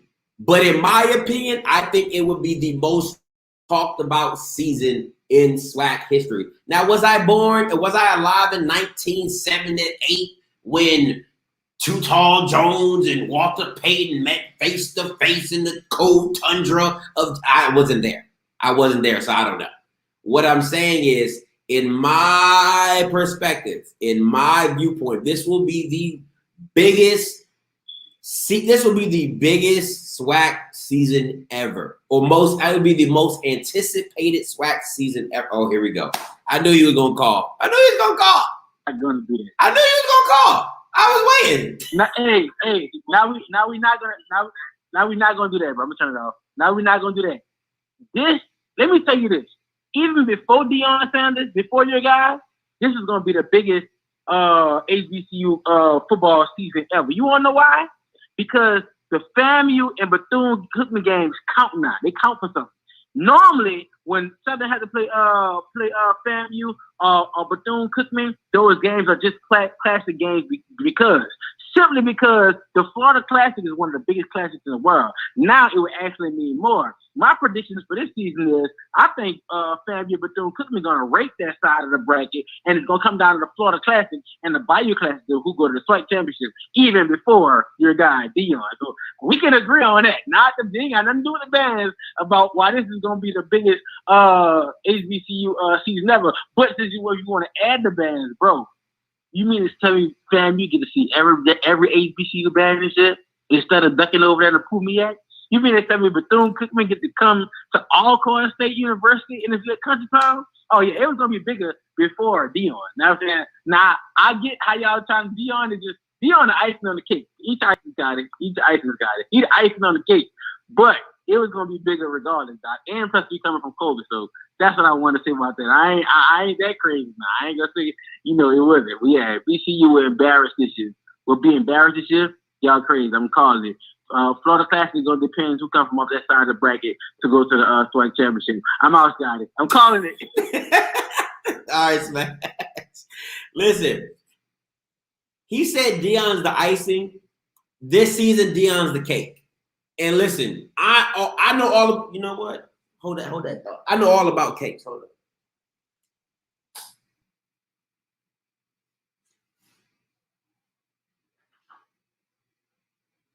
Y'all think it's a game out here, right? I do this. Like my girl made it for me. But when I tell y'all I eat sweets, like I do this, right? So the icing is FAMU and Bethune-Cookman coming over. The cake, the substance is Deion. Nobody, I won't say nobody. That's kind of weird. Strawberry with vanilla icing. It's the Betty Crocker. She know what I like. Vanilla Betty Crocker. It's all day long.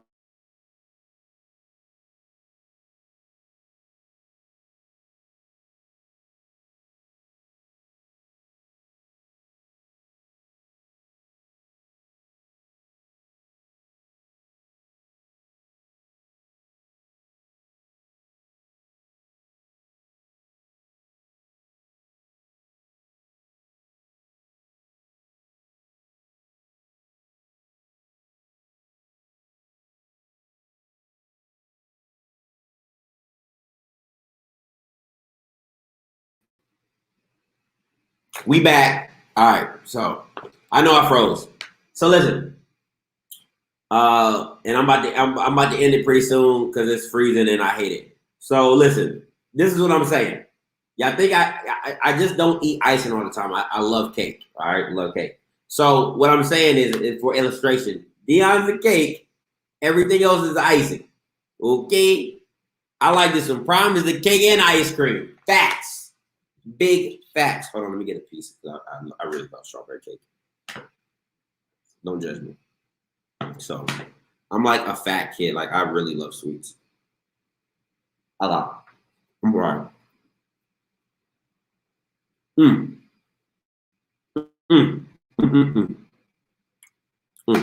beer. My beer. All right. So look, he said pie chart. So yeah, that's me. You know what I'm saying? So that's what I'm going for. Deion is the cupcake. That's about it. Deion's the cupcake. Prime, just another storyline. Prime is the storyline. Do you think your games would be on ESPN if it was not for prime time? Hell no. With 2 capital L's, with 2 exclamation points, you guys would still be on ESPN Ocho. Stop playing with me. Stop playing with me. Listen, it is what it is. He said, I'm going to screen record this so then Deion Lewis will eat those words. Listen.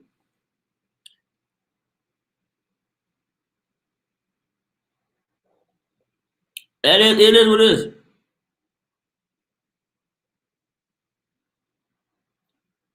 Oh yeah. I'm trying. I'm trying to. Thank you, Mrs. Tank. I'm trying. I gotta get my water intake up. But listen, who said ESPN Deportes? That was a good one. Hey, caller, you loud. Talk to me. Hey, what's going on, Skip? How you doing, brother? Good. What's your name? Where you calling from? I kind of came in T-Web out of Nashville, Tennessee. All right, talk to me. Hey, I'm not really sure of the subject. I kind of came in on the back end of things. I heard something about the bands or whatnot. Look, man, that's always going to be like a rivalry within the whole scheme of things, because as football slowly begins to kind of like decline, so to speak, from that mid-90s period on up, of course, the band's always been relevant, but there was a time where the football was definitely, co-equal with it. But as it declined, the bands took precedent and got more, I guess you could say, pub, and, of course, they started having these band competitions or whatever across the country, So it's always going to be the case, man, because our people, man, that's just how it is. I don't know how to explain it, but somewhere in that, the whole athletic side of things got lost. I don't know how we fix that. I don't think it necessarily needs to be fixed. I just think they need to be co-equal again. And just like what you're saying, Deion is the case. He's trying to bring the football side of things back to relevance instead of this whole thing. Because, I'm a PSU supporter. I mean, we're in the OVC. One of the things I hate the most when we, travel, when we go to a rival university, y'all bringing a band? Y'all bringing the band? And if they catch me on the right day, I gotta have to go and let them know. So yeah, we bring a band, we bring his ass with them too. They don't want to hear that. All they want to do is hear about the band, because and then if you look at a lot of the telecasts, where it be ESPN2 or whatever, when the HBCU game gets on there, what they always say? Well, hey, the game's gonna be this and that, but hey, I tell you, Will, I can't wait to halftime. Halftime's only 12 minutes, man. Do you mean to tell me? Let's say I'm going to Southern Heritage, definitely, but let's say if I go down to Florida Classic, right? You mean to tell me I'm going to spend probably $300 to $600 on a room for the weekend?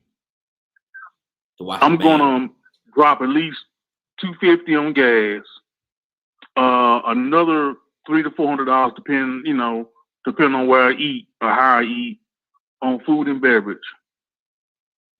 I'm gonna spend all that to go watch a halftime show. Are you kidding me? So that's where, look, I understand the band hits. My brother played in TSU band back in the 70s and all that.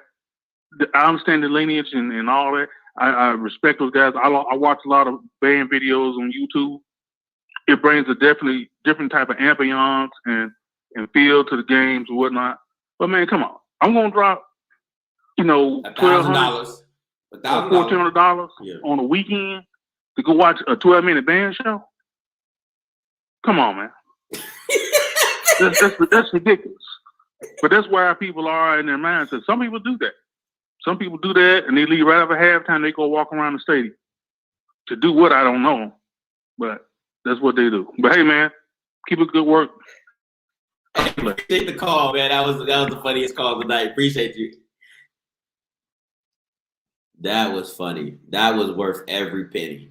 Every penny. All right. Oh my goodness. That man said, I spent $1,000 to watch a 12-minute halftime show. But that's facts, though. That's facts. And listen, and it's sad. And the fact that that's okay is the most mind-boggling thing in the world. For real. That's mind-blowing to me. I'm broke. I ain't spending $1,000 on a band, a 12-minute band. I'm broke. Not everybody's making YouTube money smash. All right, and videography money smash. All right. Don't listen. Don't come for us 9 to 5 folk. All right. I'm broke, and I ain't got $1,000 to watch a 12-minute band. So yeah. And anyway, back to let me see the other. So let's keep it a whole 100. We keeping it a whole buck. You feel me? I ain't going to watch two terrible things play. Listen to the band, no way. Blue Bloods, listen. I feel you, but on that one, I think it's a color thing. It's a color thing. So we'll just leave you out of that one, okay? It's a little color thing to that one. So I won't hold that against you, okay? It's just a little color thing, sometimes, it's a culture thing. So, but I agree with you, but, it's a color thing. Yeah, it's definitely, so, yeah. Because if we're being honest, PWI bands, they suck. They do. I ain't gonna lie, they suck. Ain't nobody going to watch Ohio State because of the band. Nobody cares about the dot nut eye. Nobody cares about that. I damn sure don't. So, yeah, let's. I rock with you, Blue. I rock with you, so don't. You know what I'm saying? So, we just leave it at that. Just leave it at that.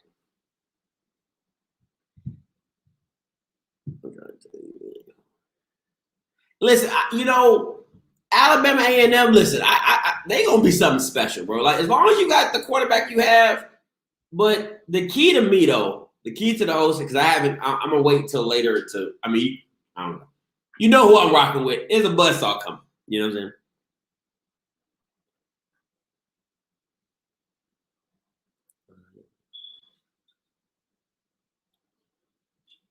And they are trash. Ooh, they trash. Yeah, listen. I would never take a PWI band over a black band any day of the week. Just won't happen. You couldn't pay me to. All right. So we all know that. That's not even up for debate. It's no PWI band that can compete with any black band, period. Why? Because we're just more musically inclined. Can I say that on here? Can I say that on here? Am I allowed to say that? Okay. We're just more musically inclined. Not saying you guys don't know music. I'm not saying that at all. We're just more musically inclined. So, Yeah, I like that. Musically innovative. And we stay on beat. A lot of us, most of us stay on beat, so. Malcolm, what's good? Hello, Scotty. I just want to say one thing. I don't want to be long-winded, but the cake is the band. Hello? I'm here, Malcolm. I'm here. I'm listening to you. I think the biggest question is you have to ask people why are people going to the Orange Blossom? And you already saying it's Deion. So that's where we have a big difference. People would have went to the Orange Blossom Classic because it's in Miami. The pandemic is getting, it's almost over. It's Miami, and then also they want to see that game. It has nothing to do with Deion. And my last thing is this. And Smash made this comment. Anyone you could ask went to the SWAC. If it was announced that the bands would not appear at the Orange Blossom Classic, that the attendance would be cut less than, it would be 60% less. Period. If they announced that there would not be any bands at the Orange Blossom Classic, they would have 60% less attendance. Oh, good. That's SWAC football. That's all I want to say. That's the God honest truth. I don't mean to interrupt. You're doing a fabulous job, but that's just the truth, young man. I don't know why. That Oh my God. That's the truth. The band is the classic. Oh man, Malcolm, do you? What makes it so funny is I can hear how serious you are. Like I hear it in your tone. Like you really believe what you be saying. It is so fun. I don't know why it's so amusing to be like. It's so funny. Let me ask you this question though. Do you think that game would be on ESPN too if it wasn't for Deion? It's a yes or no question. I don't need no long drawn out explanation. It's just yes or no.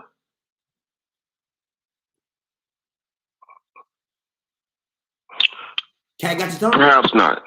Perhaps? Oh, is that perhaps no? not. That sounds like a no. Perhaps not sounds like a no. So I'm gonna take that as a no.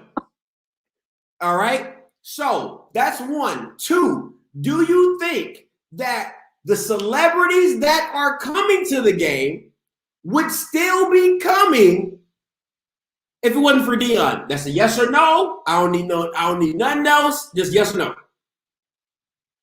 I don't even know about the celebrities.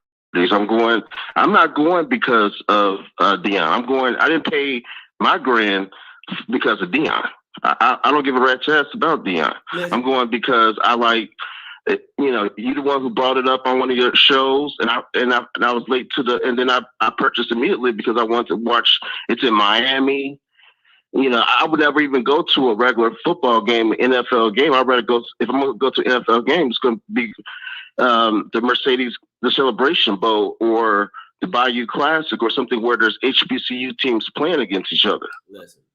I go to Chicago. They have a game in Chicago every year with Howard and everything. So that's where I would go. The core SWAC or MEAC or CIAA, I don't want to ever discount those schools. The core fans are going to go because it's representing their program, or HBCUs. They're not going because of one person. Got you. And then Malcolm, if they're going, also they want to have a good time with the band. Listen, Malcolm, you're always welcome to call. I'm never, I love your opinion. Don't get me wrong. Like, just because I laugh at it and they're kind of out there, but I rocks with you. You're always welcome to call. Appreciate the call. Well, no, this Scotty's. Oh man, you guys came in heavy after that one. And caller, you live. Talk to me. What's up, Scotty? How you doing, yo? What's up? What's your name? Where you calling from? Man, this is Kevin. I'm calling out of Jackson, man. How you doing? I'm good. Talk to me. Man, I got a couple things to say. First off, man, that cat that called just a second ago, man, I want to know what school he's from and why he's so worried that Deion Sanders recruiting and now is on. That's number one. Number two, the SWAC Meg talent sold out in 2019 for the first time ever. And we knew we were going down there to get our ass kicked against Bethune-Cookman. We still sold out and win. How about that? We go to Southern every year and we still get our ass kicked. We go to Tennessee State every year to get our ass kicked. We've lost everywhere in the South and we still proudly go. That's number two. Number three, ban or no ban, football fans going to be there. What would drop if bans don't come? And I don't mean this in any disrespect, but you wouldn't have as many women there. That's where the drop-off would be. A lot of the women come for the bands and to see the different dance teams. And number four, why everybody hating on Deion? Why somebody said he should be a commissioner? Why would you take a football coach and make him into a commissioner? The SWAC have the best commissioner money can buy, and Dr. McClellan. So I think that's nonsense. These guys worried, guys. They worried. Oh yeah, they worried. Oh, trust me, they worried. Now that's one thing. The powerhouse fans, they won't tell you that they worry because they're like, we beat y'all 8 times in a row.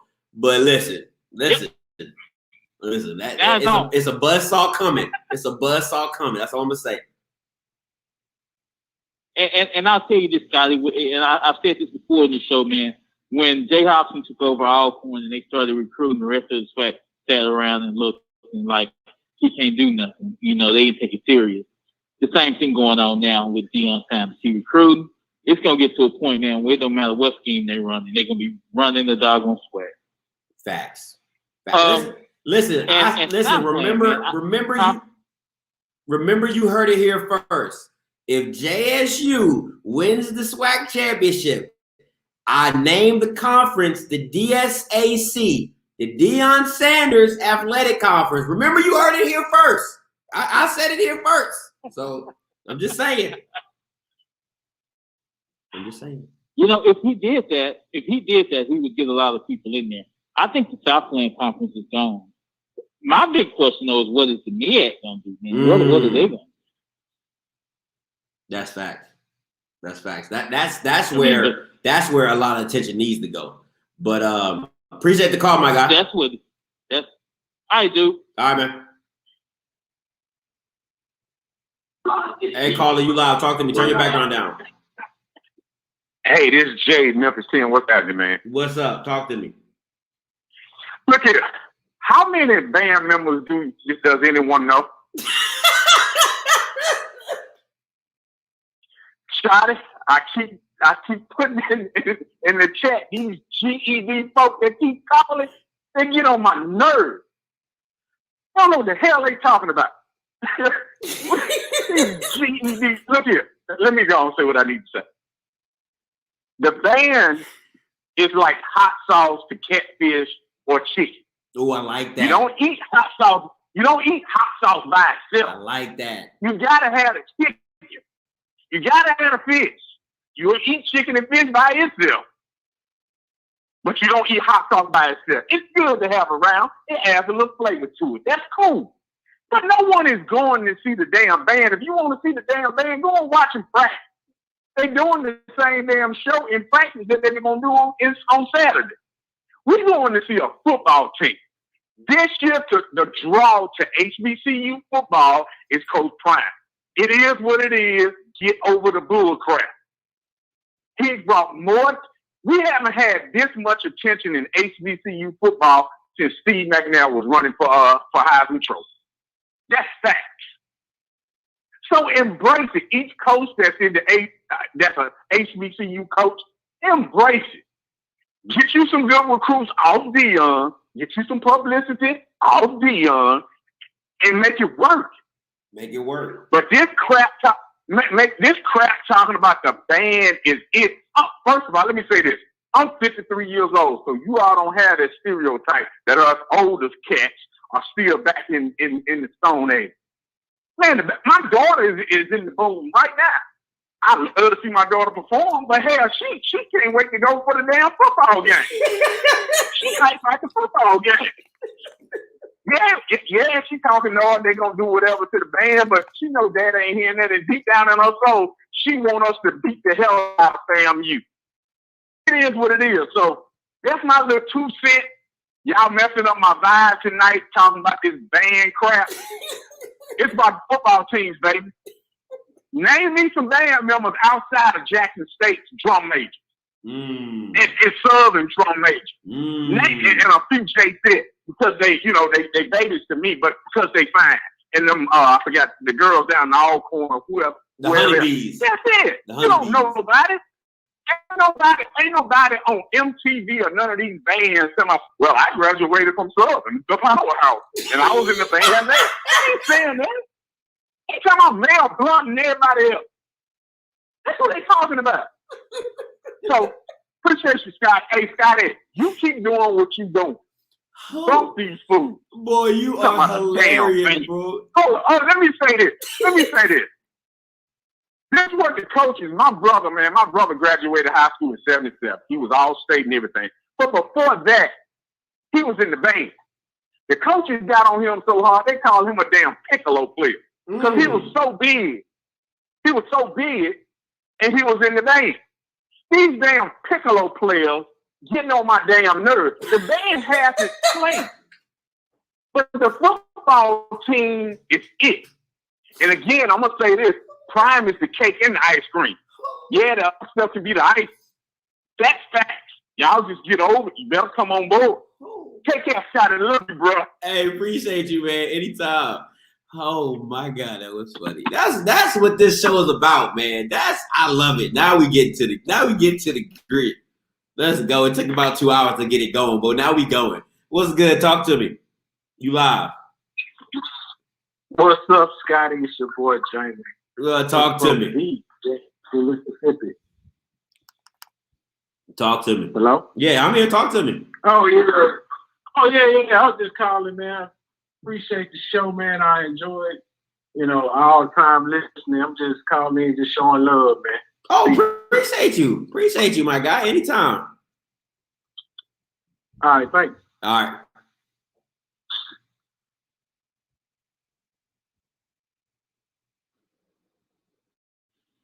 Hey, caller, you live. Talk to me. Yeah, man. I had to call back in, man. It's T-Web from Nashville again, man. What's up? Talk to me. I played nice first time, man. But the two callers back, I think that's that dude. Ain't that same guy talking about we're a powerhouse or whatever it is? Ain't that him?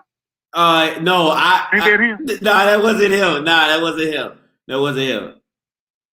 Oh, you talking about Smash? Well, to that brother, look. Hey, man, you need to get you some testosterone shots or something, bro. Get you some testosterone or eat you some steak or something, man. You talking about Malcolm? All right. Yeah, Malcolm, eat you some steak, bro. Because he the cat to be walking around with 2 or 3 women, all around the stadium and all that. I ain't calling out the brothers, whatever. I'm just saying, he that type of guy. Oh, my God. You know what I'm saying? Eat you some steak, bro. Eat you some steak. Drink you some protein powder or something. Talking about some bands. Look, man, like I said, no disrespect to the band. None whatsoever. Love them. But let's keep it the same perspective. And this is why this thing has gotten out of hand in HBCU football, and we behind the 8 ball, behind all these schools that's doing what they do. There should be no reason why the SWAC, the MEAC, or if we drop down to Division II with the SEAC or CIAA should be not winning a national championship at least every other year or every 2 years or so. There should be no reason. But the reason is that we put more emphasis on band culture and stuff of that nature, stuff that don't have anything to do. I've been following HBCU football for a long time. Mm-hmm. It's no different. It is pretty much the same everywhere. It might be a little different at FAMU. I give them credit. It might be a little different there. But most schools, you go to them schools, man, it'd be 35,000 people out there in the doggone parking lot at the tailgate. 20 of them will come in at halftime. Soon halftime over there, leave out. Mm-hmm. That's a problem. All right? But real football people, men or women, we there to watch the game. Anybody caring about no 12-minute band show? Like I said, I'm not dropping no $1,200 on the weekend to go watch a 12-minute band show. You got to be crazy. Peace out. I agree. Boy. Let me get to this comment by Lamont Wright. Some of these folks bad because somebody in the band took their girl while on campus. Listen, if the person ain't Devin Miles, took my girl from the band, nah, I ain't rocking with you, my guy. Can't do it. If you ain't Devin Miles, you ain't taking my girl. I don't care. And if you know who Devin Miles is, you know what it is. So that's all I got to say about that.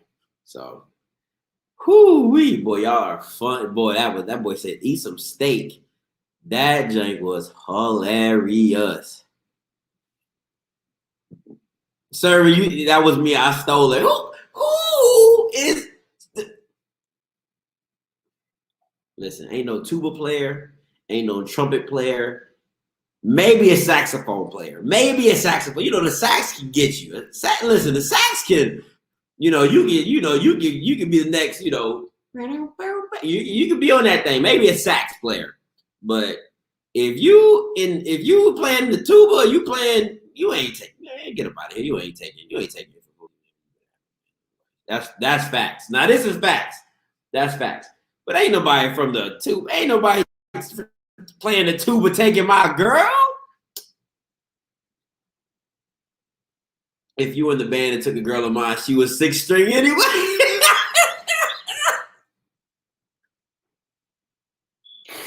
Oh man, that is some funny stuff. Nah, tuba's emperor, man. Hey, listen, ain't nobody. If you ain't Devin Miles, you ain't taking my girl. I'm gonna just say that you ain't taking my girl. Period. It ain't happening.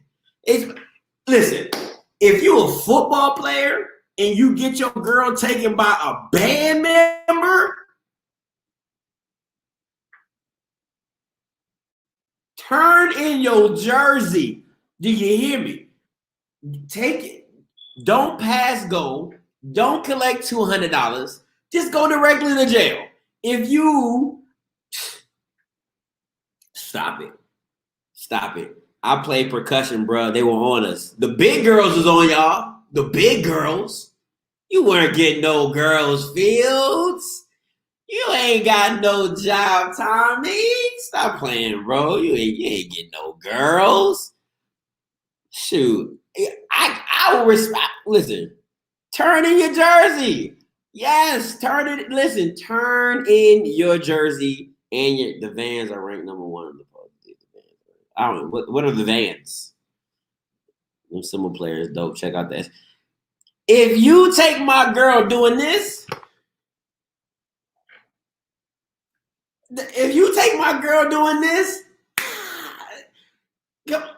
turn in your jersey.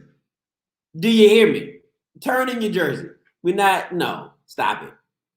We're not about to do that. You're not.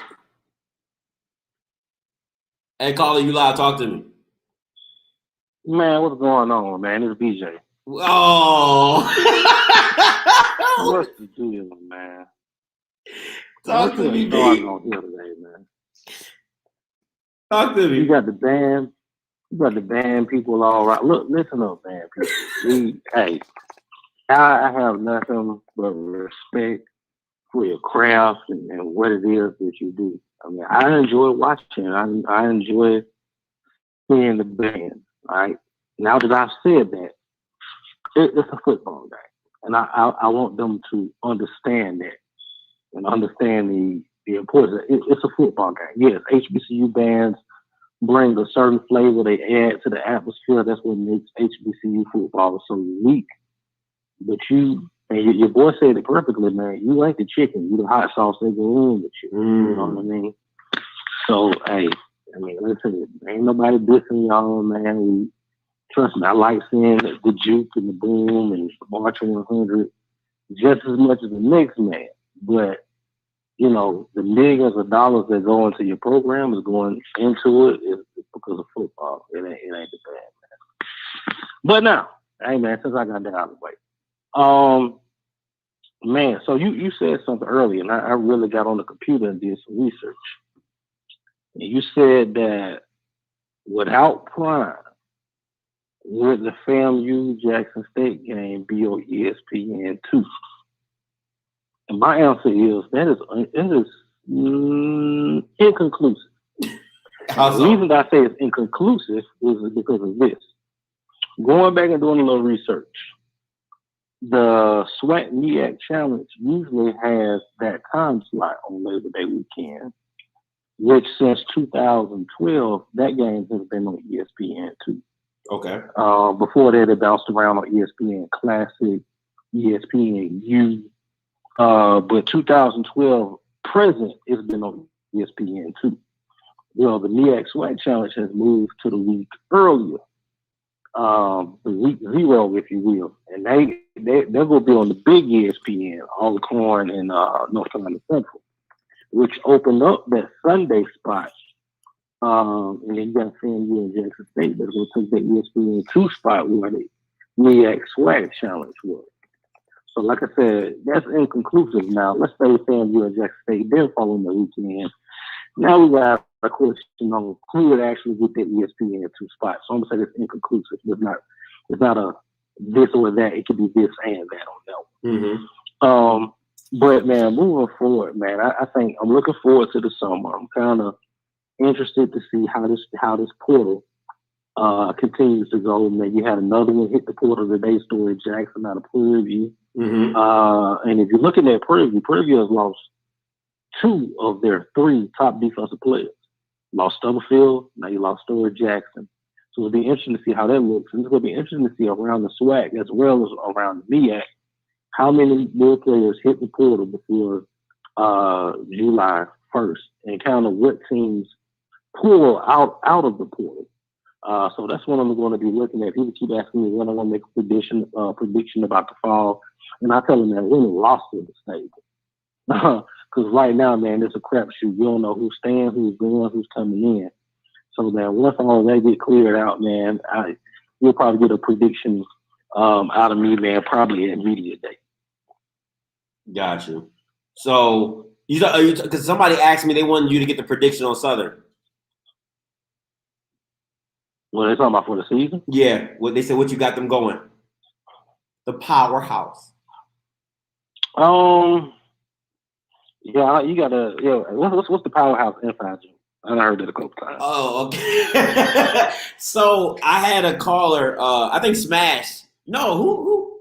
I know. I had a caller call in. No, it was Smash. It was Smash time. He called in early, back in early in the spring, and he was like, "We're a powerhouse. We're a powerhouse." I'm like, "You're a powerhouse that comes in second? Like, how is that possible? How are you a powerhouse?" So I kept saying, "I'm like, oh, you're a powerhouse." Because that's all he kept talking about. He's like, "We're a powerhouse." I'm like, "No, you're not.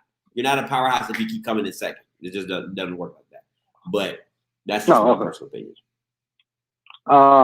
Man, and this is everything as is. This can change next week. Like I said, we don't know who's coming in and who's going out. Facts. I expect for Southern to continue for the Western Division title. Oh, I agree with you on that. Hands down, I agree with you on that. I mean, so I think there are going to be some key games on their schedule. I think one is going to be Alcorn, and the other one's going to be FAMU. I think the Jackson State game is a little bit later on in the schedule to know if that was going to be key. It'll be key because of Southern Jackson State. But down to the standings, it's kind of hard to say if that was going to be key. But Southern should be right there at the top, contending for a conference title. That's pretty much what I expect.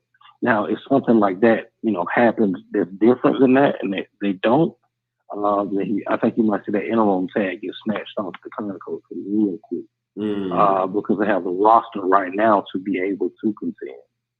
So that's why I got Southern right now. Like I said, man, once these rosters get stabilized and I can really dive into it, you'll get something solid. But right now, man, there's a lot of folks that I went, yeah, they might do something. And I'm like, yeesh, now, because, man, that portal's something serious. It is. It's rough. It is rough in that portal, for real. And then, man, you made a good point about the Southland Conference as well, man. Look, man, because I've had people hitting me up about the Southland Conference, and this is what I'm starting to learn about our folks. Our folks equate white with money, and that's not always the case. People saying, if Southern and Grambling and Prairie, it'll be more money. No, it will not. Let me kill this right here. The Southland, if you look at it, using your research list, when you look at the conferences and play FCS football, the Southland is near the bottom. When I say the bottom, in the bottom three, as far as revenue generated, they don't generate even enough money for their schools to basically get payouts. They don't. All right. That's why you have schools breaking down the doors trying to get out of there. Why would Southern or Grambling or Prairie or Texas Southern leave the SWAC, which is the highest revenue generating conference? And now you've added FAMU and Bethune-Cookman to that. Then you have Deion Sanders and his notoriety. That's only going to make that number jump up. Thanks. Why would you leave that and go to someone who's hemorrhaging money? I think it goes back to a lot of our people equate white with money. And like I said, that's not always the case, especially not in that particular situation. You leave the SWAC and you basically gain nothing. So, yeah, a lot of people been hitting my inbox with that one, man. But, yeah, like I said, man, I'm looking forward to the season, and I'm interested to see kind of what your boys do down there at Jackson State. We got a lot of folks hitting the portal. Now, I'm be honest with you. I try not to talk about Jackson State people. A lot of folks told me from Jackson State that the people that was hitting the portal couldn't play. But it's shown a hell of a lot of them that hit the portal that's coming out of the portal really fast. 2 of them have gone to FBS programs, La Tech and Kent State today. Somebody out there knows something that they don't know. Listen, it's funny you say somebody had to know something that they don't know. It's funny you say that because I had another subscriber hit me up and he said the exact same thing. He said it's real funny how, you know, they were getting talked about like they couldn't play, but they getting snatched up left and right by these FBS programs. Like it's just crazy to me. And you know Dalen gonna be going FBS. So it's like, if I had a shot in the dark right now, I would pick Dalen and James Madison. Really? If I had a shot in the dark right now, I would pick him and James Madison. I'm just reading the tea leaves. He just followed everybody on their staff on Twitter. When I say everybody on the staff, the entire staff on Twitter. Oh wow! If I had a shot in the dark, just reading the tea leaves, it would be James Madison. Now, I don't understand, you know, that particular move because I feel like Dalen Baldwin I think he was balling. I like what he brings to the table. So that move, you know, confuses me. But hey, you know, I know, you know, but, you know, hey, Jackson State, Deion. Like I wish him the best. You know, I grew up a Deion fan, right? I wore number 2 and 21 and you know the bandana, all that. You know, in my time, man, Deion was the man. And you know, I hope that everything works out at Jackson State. But you know, this season's gonna be interesting, and I think the biggest thing for people who either hate Deion or love him, and it's gonna be a wait and see. This is his first collegiate job, first head coaching job. Period. It's gonna be a learning process. It's just a wait and see. And go back to what I said with Deion, it's not going to be a this or that. It's one of those things that can be a this and that. So I know a lot of people want to jump on it one way or the other. Man, you just really got to wait this thing out and kind of see how it unfolds, and then you can have your opinion. Because a lot of people have opinions strong on either side, and honestly, man, there ain't been enough groundwork to have an opinion strong on either side yet. Now after the season, maybe.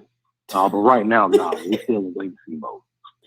No. Oh, hey, BJ, love the call, my guy. You know you always welcome on this, Jay. Oh, man, appreciate you, man. I love what you're doing, man. We got to do something. I'm going to hit you up, man, when you get off here, man. We're going to do something this summer, man. Me and you, we're going to kill them with something, man. Hey, let's get that. But we're going to come together. We're going to do something. Oh, too easy. That's too easy. Hey, appreciate the call, BJ. All right. Hey, you talking about an insider right there. You get BJ Jones on your line. You get Mr. BJ Jones on your line. You're doing something. I ain't going to say I made it, but I made it. All right. Hey, I appreciate you for holding on. What's good? It's all you. And you know, DMB, you good with me. I see that TO2. Hello? Hey, man, what's up? What's up? Talk to me. This is Deion from Washington, D.C., your main man. I ain't heard from you since Trump told the truth. That's never. Go ahead. Yeah, that's right. Hey, man, I got a story for you, man, about this band situation. It better be funny. If it ain't funny, you gonna get dinged. They had to play FAMU. The winner that was in sole first place. We flew down to Jacksonville, Florida. When we got off the bus, when we got off the plane, we waited for the buses in the Rider Straight truck. Scotty, everybody was asking us, did we bring the band? My uncle looked at the people like, band? You know, it costs so much money to bring the band with the football team on the same plane? Are y'all crazy? That's all they was asking us. Did y'all bring the band? And my uncle looking at these people like, hey, boy, these people crazy. Man, we ain't bring no band down here. We just brought it to get the kids down here. You know? I mean, that's all they asked us from Friday afternoon to Saturday till we got to Tallahassee, that long bus ride. The people at Tallahassee, the fans was there, did y'all bring y'all band? And we're like, no, we ain't bringing no band. No. No. But listen, man, we got our ticket for Jackson and FAMU game. I got to bring the family, and I got to bring my freeloader aunt with me. She remember the freeloader. Anyway, that's a long story. I can't stand him. I wish I could let the dog, this attacker, chew up. But anyway, man, I'll be down there with the family, and I'm looking forward to meeting you and everything and all. We're going to hook up and everything and all, and stuff, break bread, eat somewhere and all, and then you'll see why I call it a freeloader. Man, that's but too look, easy. man, is it true that Sam, you own a series against Jackson State in the series? I don't think I don't know about the whole series, but I know Jackson State people love to say they beat them the last time FAMU came. So that's all I know from there. Yeah, because they play them up in Indianapolis. Man, I don't know. You know I'm a newbie. Don't be asking me old questions. I'm a newbie, man. Okay. I'm a newbie. I'll look it up. Because I remember they had that game on BET. I remember they had a game on BET. I remember that. But like I say, man, it costs money to take a band and a football team travel from point A to point B. I don't care if it be on a bus or a plane. It costs money, man. Facts. People don't see that. And I agree with the brother. Talking about he come to the game. He ain't come watching no band for like 15 minutes. I don't blame him. Because knowing me, I got to take my uncle to the bathroom, bring him back, stop by to get the sandwiches, and everybody drinks and all. So I look like, I ain't got nothing against the band. Nice fur lines and everything. The big leg girls, as my uncle called them, because he loved big women and everything. But anyway, though, that's how it is, man. But you keep on doing your thing and everything, And listen, man, I love that series when you had a quarterback from Alabama on that quarterback you. Yeah. I love that, man. That was a good series, man. Now, see, can you get Flea from Jackson State on there, my buddy? Get him on the interview. He'll tell you some stories about when he was up at Howard. Hey, listen. Call him up. If that's your buddy, call him up and tell him to come on the show. All right, I'm gonna do that. I'm gonna do that. All right, if you as real as you say you are, I should be getting a call in the next week or so. That's all I'm saying. If you that real. Yeah, I'm gonna see. I'm gonna get on that though. But I love that one you did on quarterback you. I love that, man. I was real shocked. I was like, because I watched your show and I was like, what? He got Alabama on there. I thought he played for the Jackson State. But then my wife, she said, look, he trying to do the whole teams in the SWAC. And I said, yeah, honey, you right. And man, it was a good interview. I was crazy about it, man. You know that coach get up about 4 a.m. and he don't go to bed till 11? Yeah, that's tough. That's tough. You gotta love what you do. Oh my God. You got to love what you do. Yeah, you gotta love it, man. You gotta love it, man. Cause I know my uncle there when they was coaching at Howard, shoot, they get in there at 9:30. Shoot, they don't leave till like 8:30, man. And especially my Uncle Chico, he be in his film room smoking cigar, the windows up, watching film. And I got to break the film down for him and everything and all. So, hey, appreciate the call, you got to know what you do, man. Hey, appreciate you. Tell your wife I said thank you as man, well. we'll get them. All right, man. You take care of yourself, You man. too Keep now. it up the good work. All right, man. Appreciate Bye-bye. you.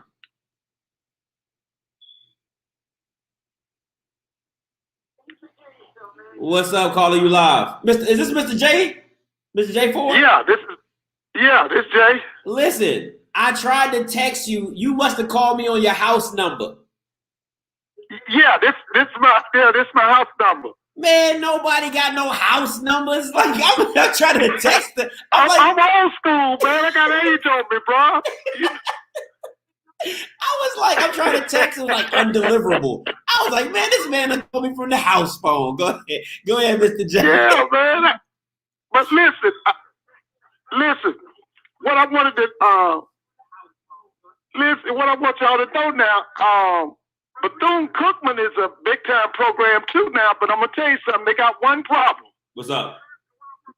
And that problem is they don't have a championship head coach. Ooh. That's their problem. That's a good point. Let me tell you something.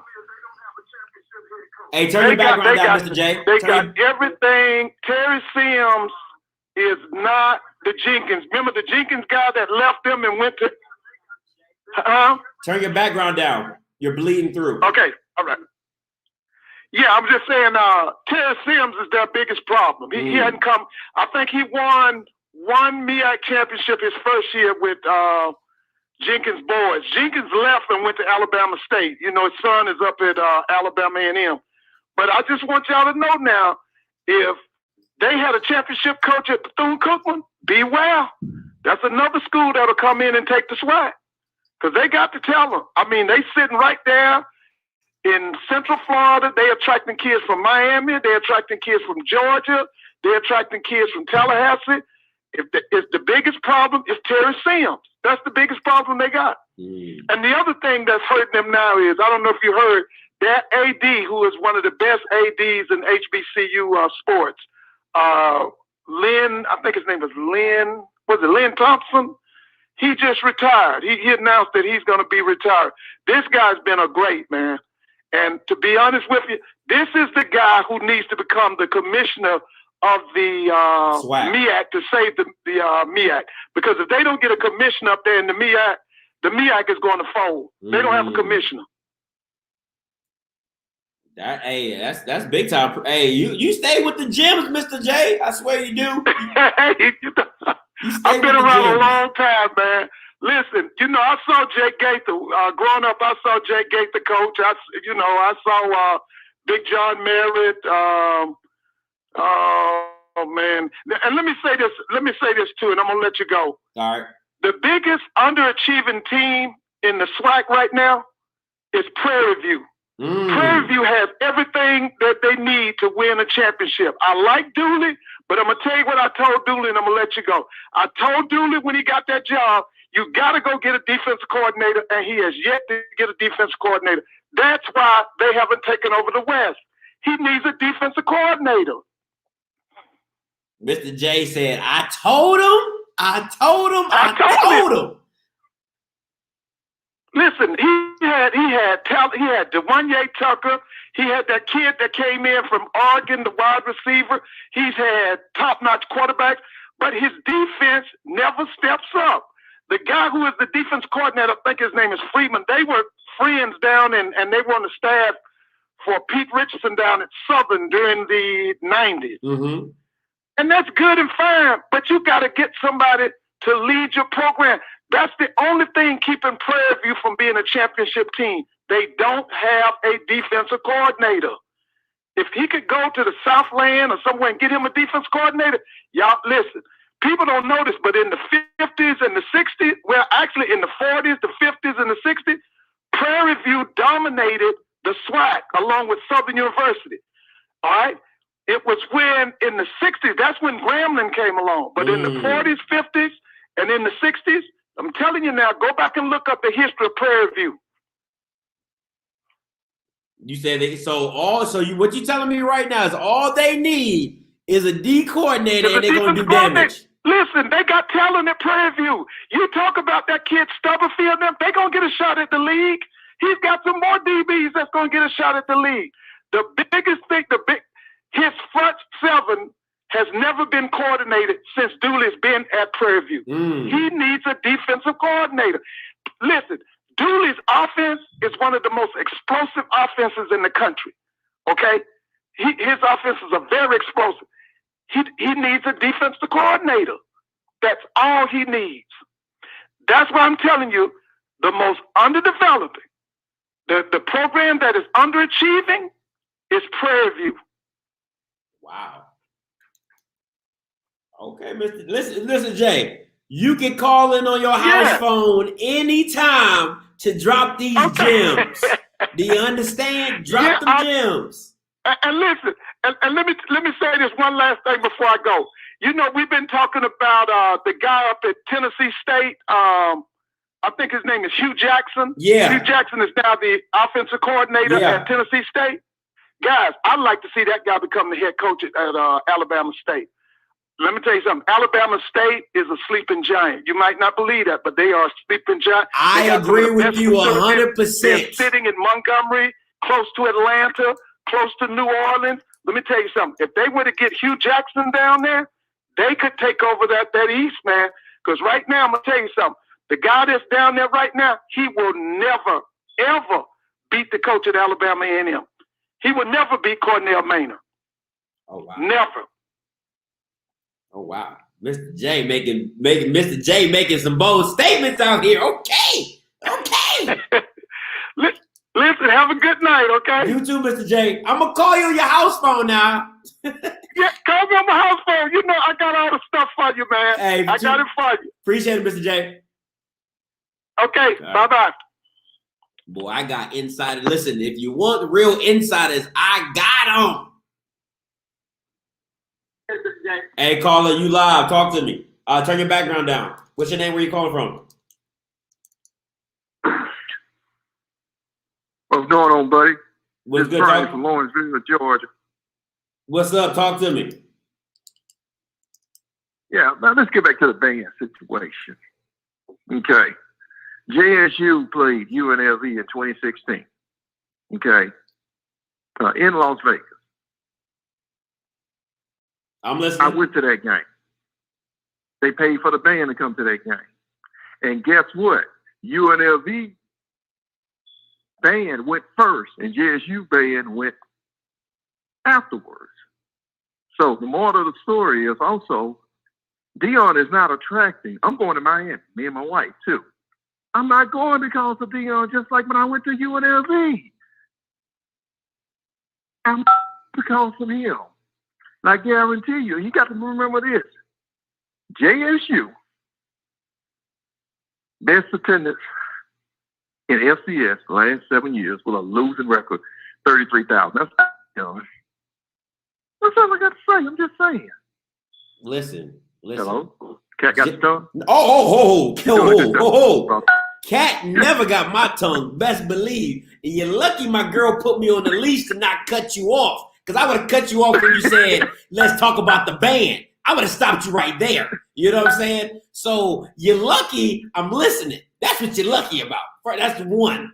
Two, you are the only guy who's flying to Las Vegas and you and your little band buddies, all right, going to UNLV to watch JSU get No, they know the reason why I flew to Vegas is because if the band wasn't there, I still would have went to Vegas. My college roommate lives there. Well, okay, he's probably one of your little band buddies. He probably played the triangle or something. You know what I'm saying? But listen, what I'm saying is nobody cares about the band in that situation.